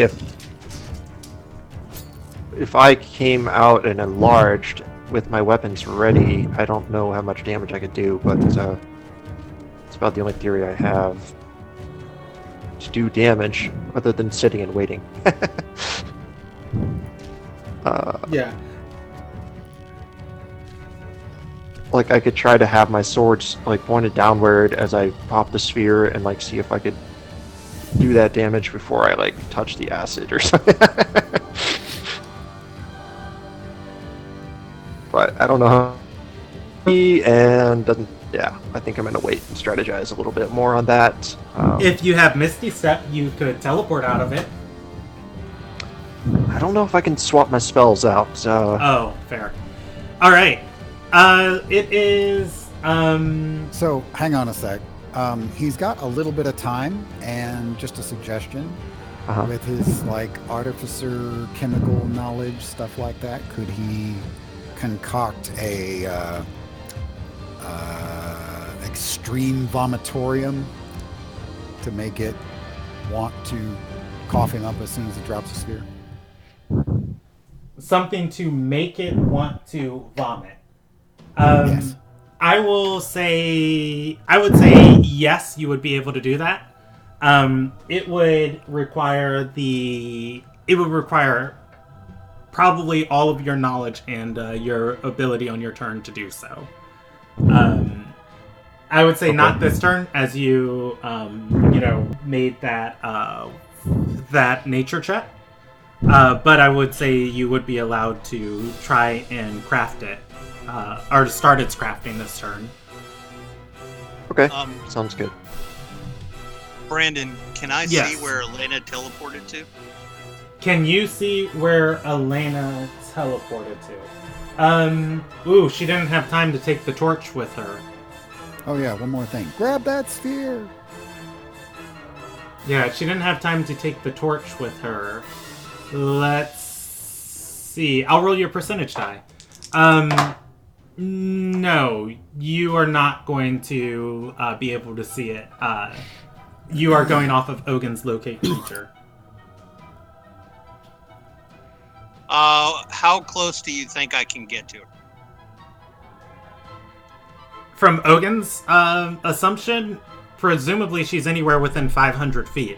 If she was smart, she probably went as far away from you guys as possible. So, probably 470 feet away. Or 460 feet. Wait, no, 430. Right? 440 feet away. There we go. And what's the spear? I didn't quite get the spear. There was a glass sphere she was peering through.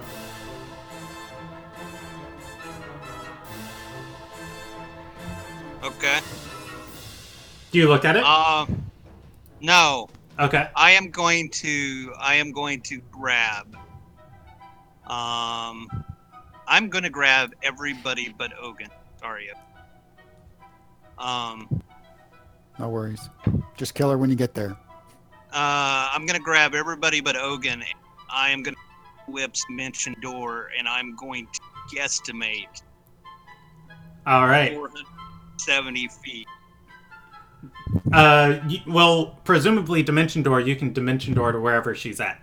You have the option of one person, one willing creature with Dimension Door. Who do you choose? Teleport is up to 6.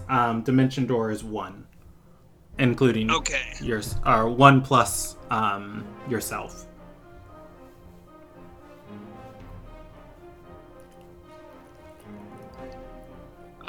Then I would take Teak. No, actually, I would take Soulmane. I would grab Soulmane and we would go.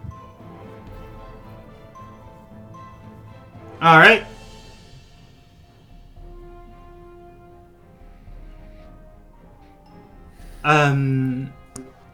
You are able to teleport to the best of your ability, 500 feet eastward. We're going to go to cinematic combat just until we settle on a location where you guys finally pin her down. I'm not going to redraw it every single turn.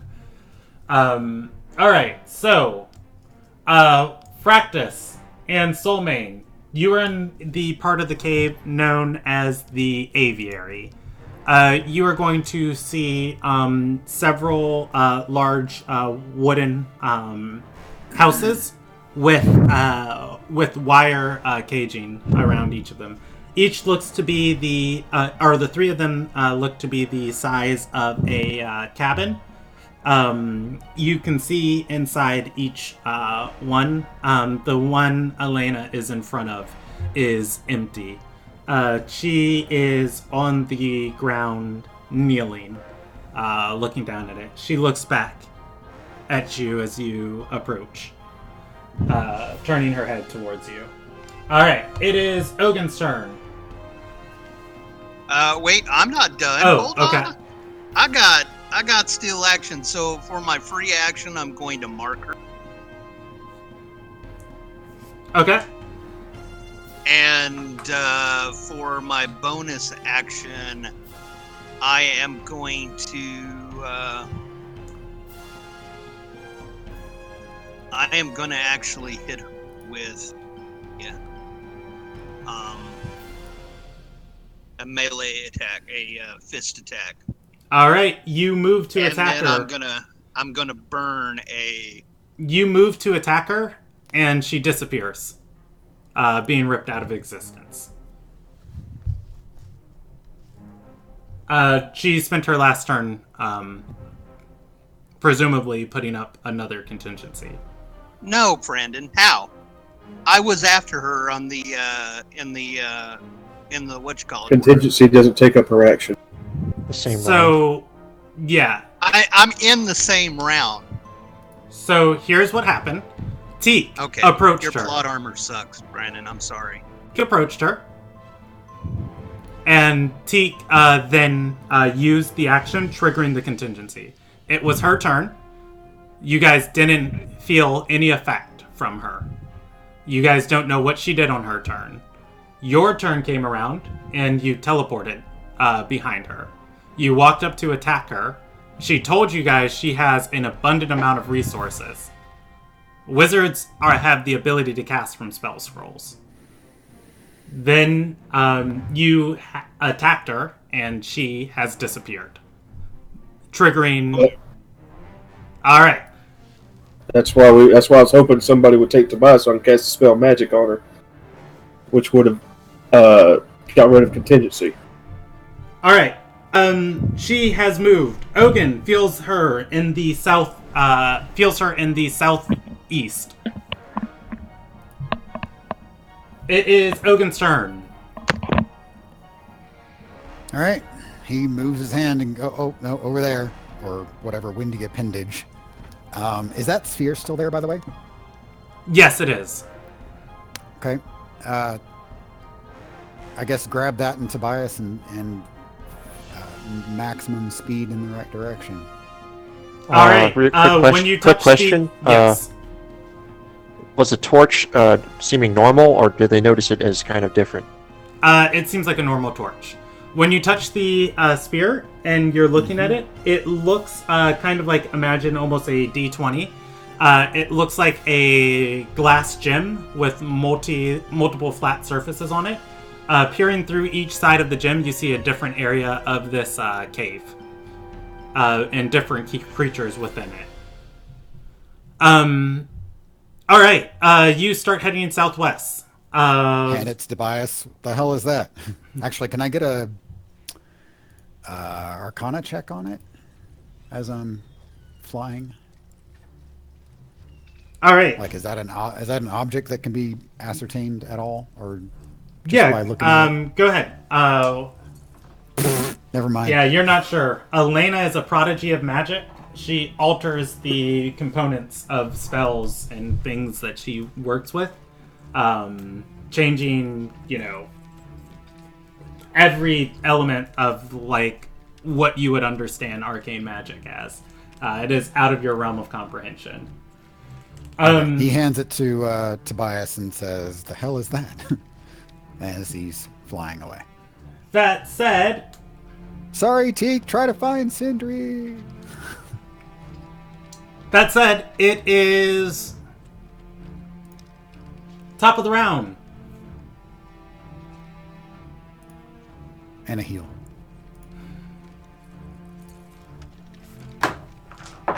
Does she have anything else she wants to say? She is going to speak up again and say, with this, I condemn you and those with you to your tomb.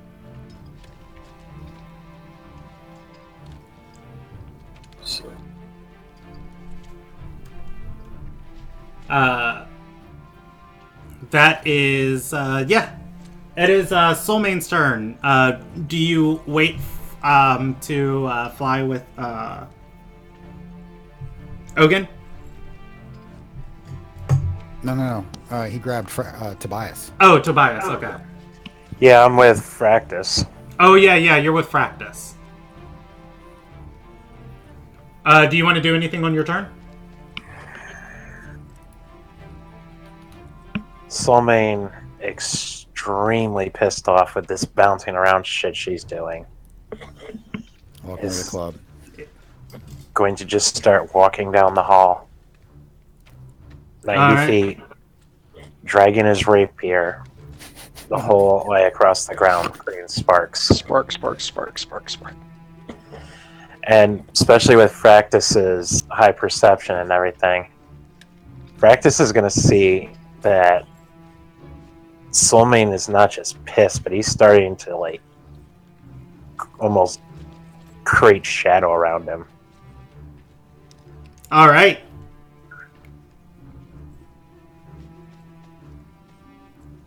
That is Soulmane's turn. Lucerne is dead. Tobias, it is your turn. I guess Arcana check to see what this thingamahoochie is in my hand.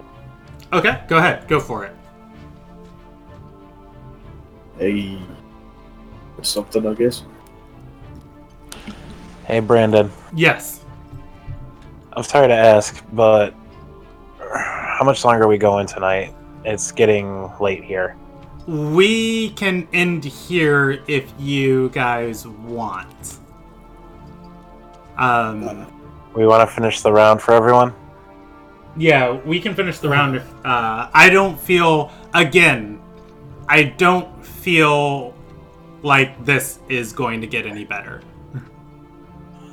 Not right now. Well, the only reason I ask is because it's 12:30 here, and I gotta get up for work eventually.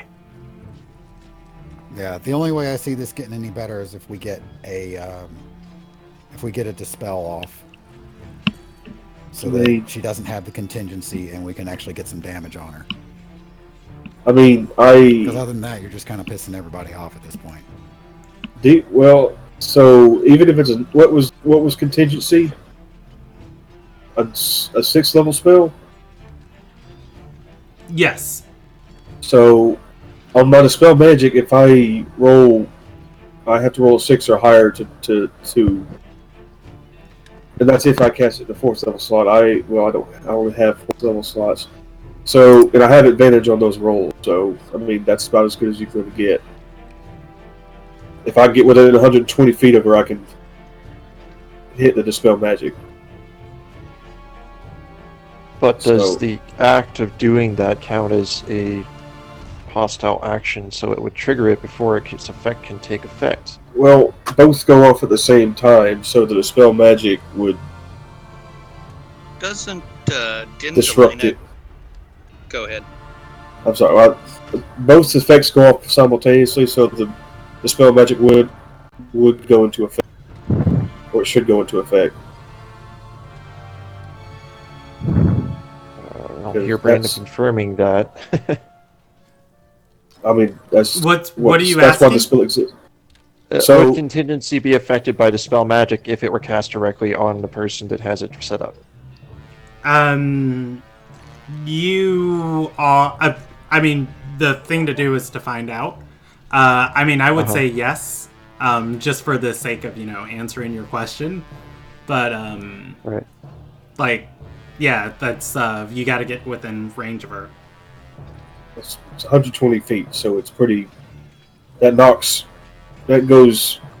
You said 480, so that knocks 120 feet off of that. That we actually have to get.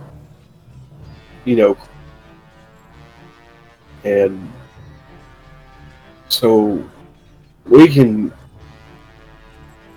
have caught her this time. We just didn't expect her to have multiple contingency plans stacked or whatever they were, or have time to cast it.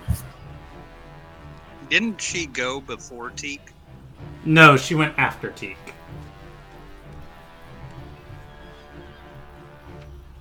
The contingency procs when it's triggered, so it doesn't necessarily matter whose turn it is. Presumably, if you guys get to her right now, she does not have anything on her. Well, but that's not going to be the same turn by the time we get to her. See again. Is that something? Well, I don't know. Is that something I could use the Helm of Teleportation to get to? If you can see her. I know where she is, whether I can see her or not. You know the direction she's in. That's true. Good point. Okay, then how far do I have to go to get line of sight? I would say 0 feet. You could probably find her in the orb, if she's still even in the cave. Well, she's within 500 feet. Yes. It's like a security camera, guys. And I've got, it was a 23 Arcana check on the orb. Yeah, I told you what you saw, right? Oh, no, I don't think we got to that. Oh, I'm sorry, there was a lot happening. So, yeah. Looking into each face of this orb, you are going to see different aspects of this cave. It is some magical item with sensors that are perceiving different areas of this menagerie, each one inspecting a different pen of animals that she controls. You can see Fractus and Soulmane in one aspect of it, the sparks from Soulmane's sword lighting up the aviary. Okay. But I can't see her location in the orb. No, I'm just saying, like, that's what you see immediately. Okay. All right. So that's how it functions. So it's a seeing crystal. I mean, I don't. I'm not moving or anything. Would I be able to make a perception to see if I can spot her in it? Since that's Yeah, two. turning it around, you are going to see her around. You're going to see her in the middle of several cages. There are more insectoid monsters in these. One of the cages is open. There is a creature that Tobias has not seen before, sitting inside of this one. Okay. Elena is on the ground, fumbling through her satchel. I will relay all the information I can get to Ogun. And I'm going to keep an eye on her until such time as she comes within range for Dispel Magic. It is Teek's turn. What do you want to do? Well, they said go look for Sindri, so I guess I turn back in the direction of where the Remmerhaz was and just shrug and start walking in that direction. All right. As you do, that is your turn. It is the other... Go ahead. I said walk, but I just want to make sure. You take the dash action. Right, yes. Okay. All right, good. All right. It is the enemy's turn. Tobias, you are going to see... Elena pull out a scroll of... Something very strange happens. You see her start casting the components of this scroll. You also see after images of her casting it too, as she's moving with almost an ethereal quickness, going through and casting this. As she does, she stands up and she puts away her satchel. And I think she has a word for it.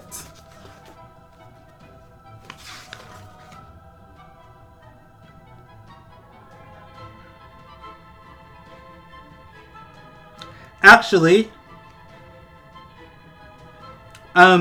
you don't see, so you do see her fumbling with something, and it looks like half of her arm is gone. At which point she pulls out a scroll. Then you see that weird after image of her casting the scroll as she uses it with ethereal quickness. At which point she closes something that looks completely like to be some sort of invisible container on her person and moves it on the onto her back. That said, she stands up and she's going to then walk towards the edge of the chamber. You see her cast another spell. Those after images of her assisting in it too. There is a small light at the entrance to this chamber, or to this hallway, or wherever she is at. She speaks up, and she's going. Her voice echoes throughout the cave. Says, "These creatures were once my children, my loves. The only thing ever to show me affection. And me back to it. It pains me to leave them here with you. I had hoped that I could impart them on, their care onto you.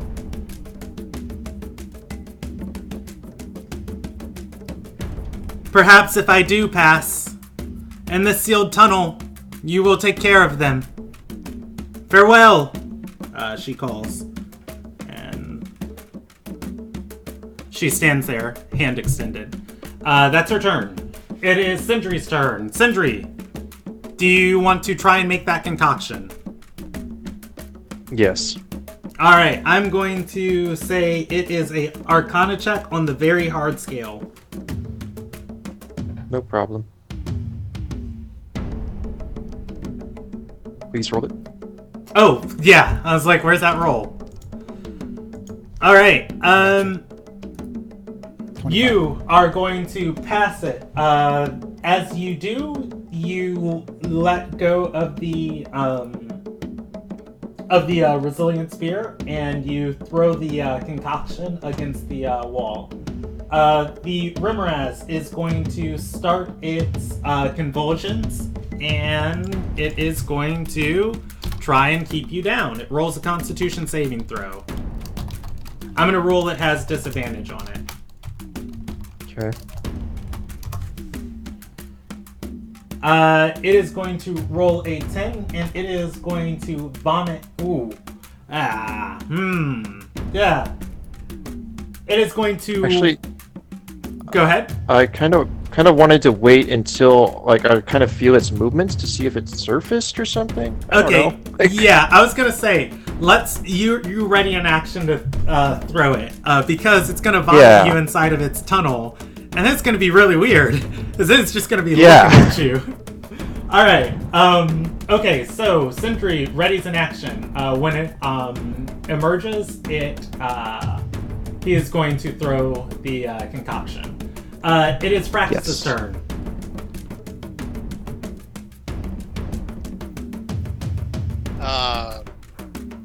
I am also going to follow Maine.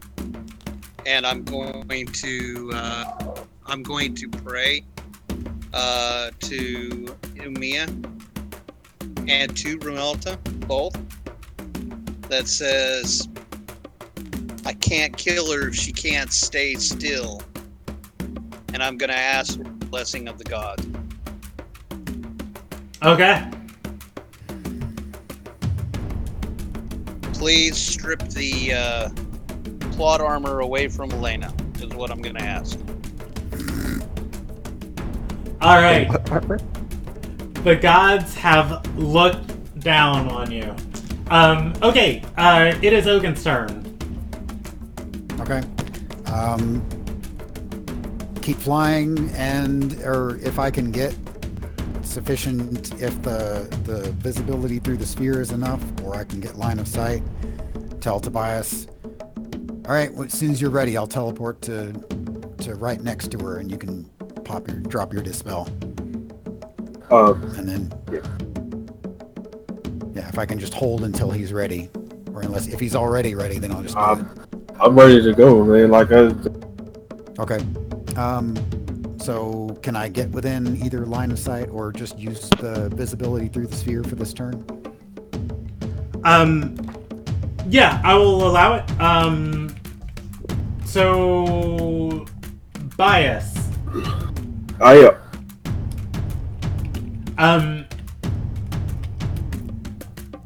I'm not going to take that Arcana check earlier as your action. I'll say you still have your action for this turn. I'll take that as your bonus action, as I have been doing with other checks. Okay. So am I... Did we teleport within a line of Elena, or what happened?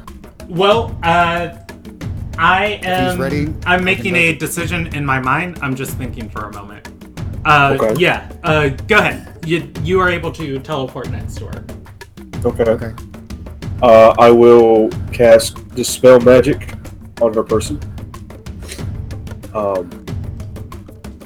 And I'm going to go ahead make I am going to rule, though, that you guys are still in initiative order. Dispel Magic is a action. Okay, that's fine. That's what I was thinking on, because you did take part of your turn earlier, so you didn't technically hold your turn. Okay. Sure. Then I would wait until he's got a held action to do it. I mean, technically, I had a held action from last time. It was just a bonus action. Yeah, but you took part of your turn. Okay. You either move your whole turn down, or... I was thinking of, like, what's the most fair way to do, and I did say earlier I'm going to start being a little bit more hard with the rulings. That's fine. Just let me know when I need to roll the check. Yeah. That said, you still do move before her if Ogun chooses to teleport. He said he wants to wait. Yeah, basically I'm going to do it on... I'll hold until it's... Okay. Until Tobias can do it at the instant we drop in. Top of the round, Soulmane. As you're walking down from this aviary, you start hearing rumbling in the distance. You know you are heading back down towards the pit. It is unsafe. Do you choose to continue?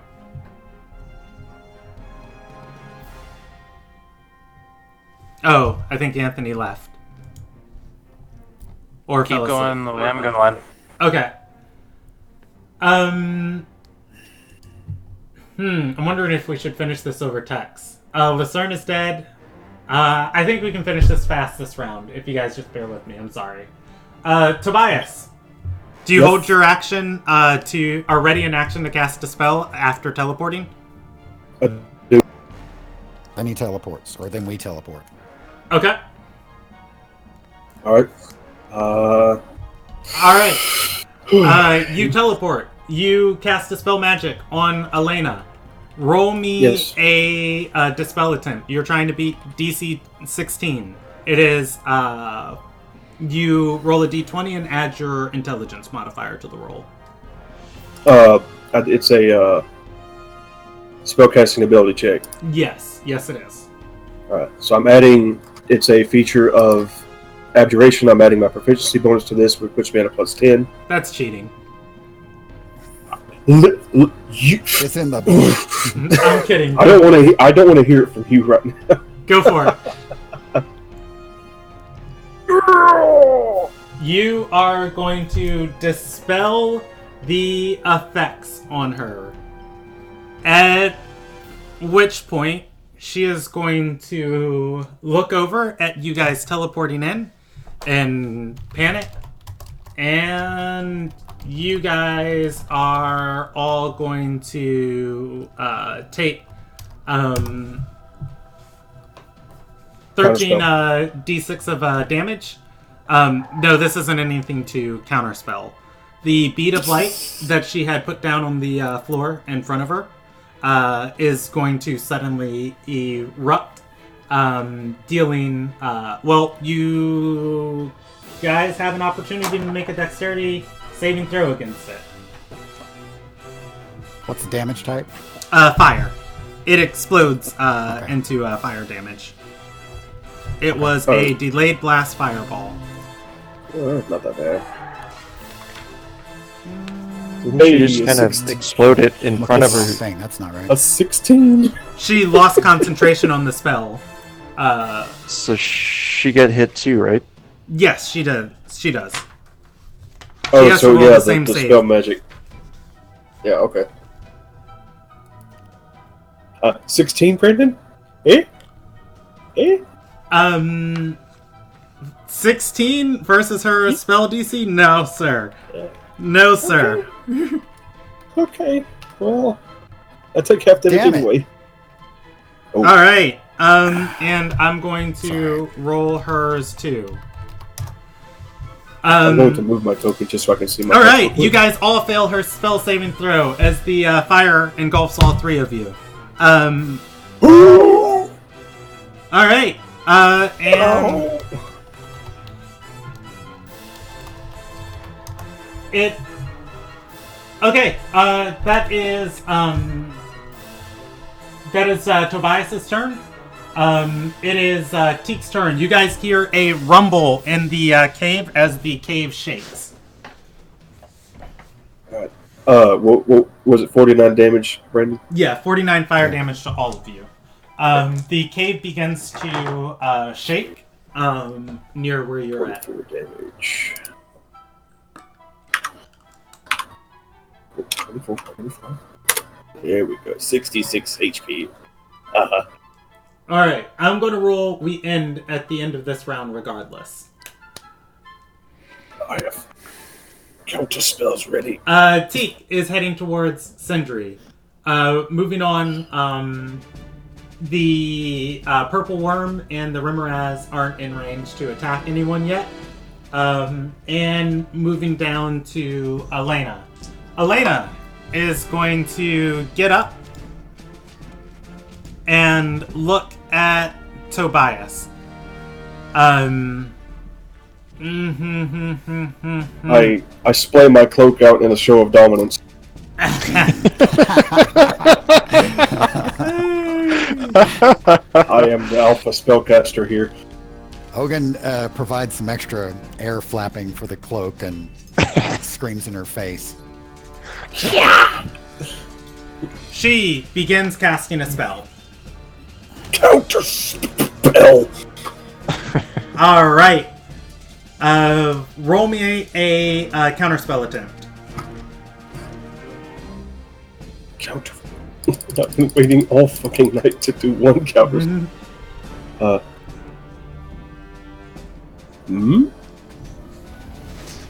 A 17.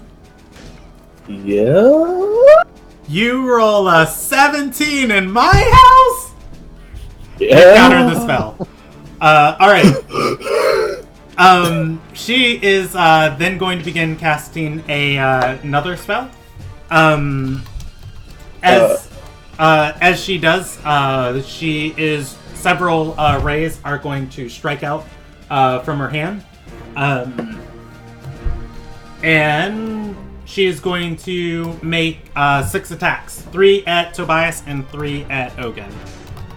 Okay. As a the spell counter spell is is that a reaction or yeah, bonus it is action? a reaction. Okay, so I did All get right. some of my project. Yes, you did get your ward back. It is an abjuration spell you cast.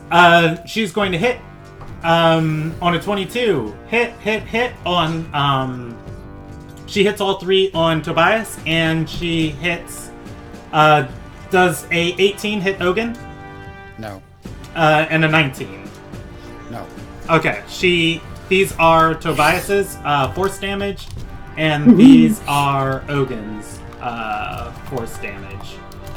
Alright, that is her turn.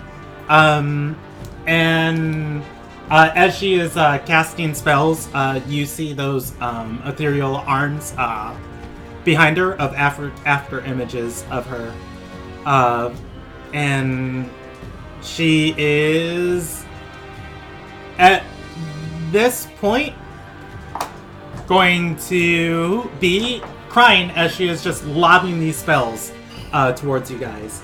The ceiling of the cave rumbling above.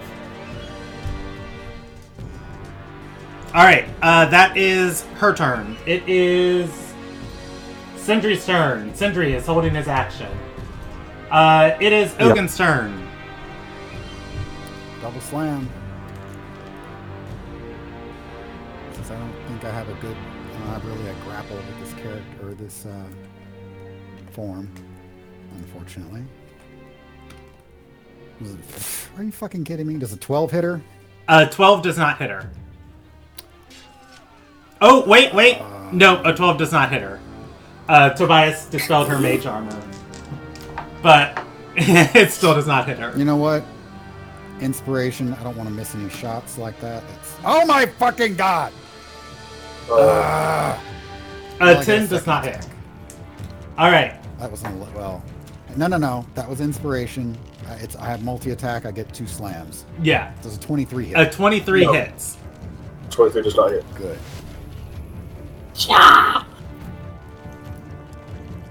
Snap her like a twig.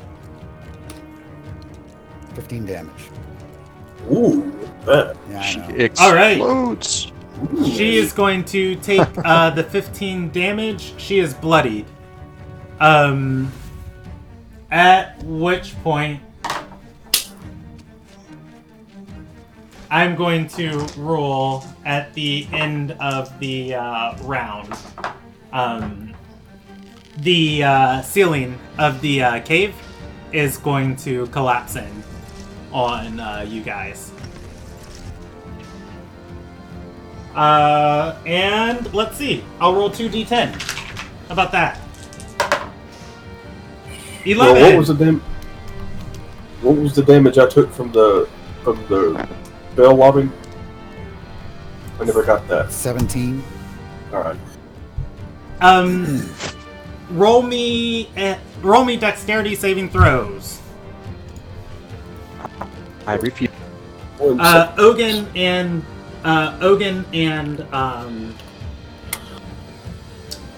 and Tobias. Yes. You guys, roll me dexterity saving throws. The ceiling has collapsed above you.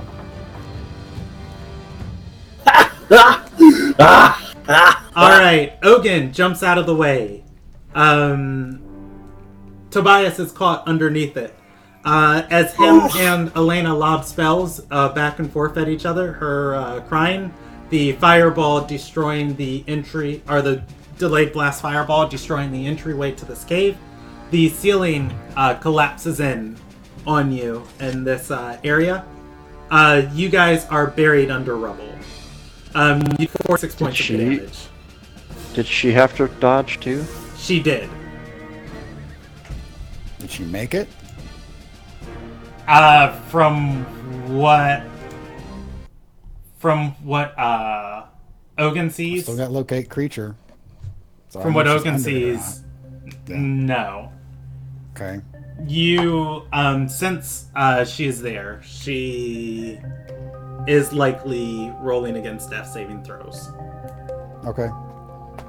Took 46 damage. Yes. How you doing there, bro? 12 hit points remaining. I'm perfectly fine. Woohoo! Woohoo! All right. You know, Brandon, when we make jokes that rocks fall and kill everyone, we didn't actually expect it to actually happen. Well, is that something every DM does? I've had other DMs that did that. Sometimes that's just how the cave crumbles. Yeah. All right, I'm done for tonight. How about we end there and wrap this up in an epilogue later? Okay. Well, I can give you simple stuff like dig Tobias out, crush Elena, rip her head off. All right. Gather everyone together, teleport home. Yeah, and that is we'll pick up there in the future as far as for an epilogue. Sorry for going so long tonight, guys. It was a slog. What? I wanted it to go longer. If apologizing about. Yes. I went ahead and just rolled an athletics to like get myself out of the rubble.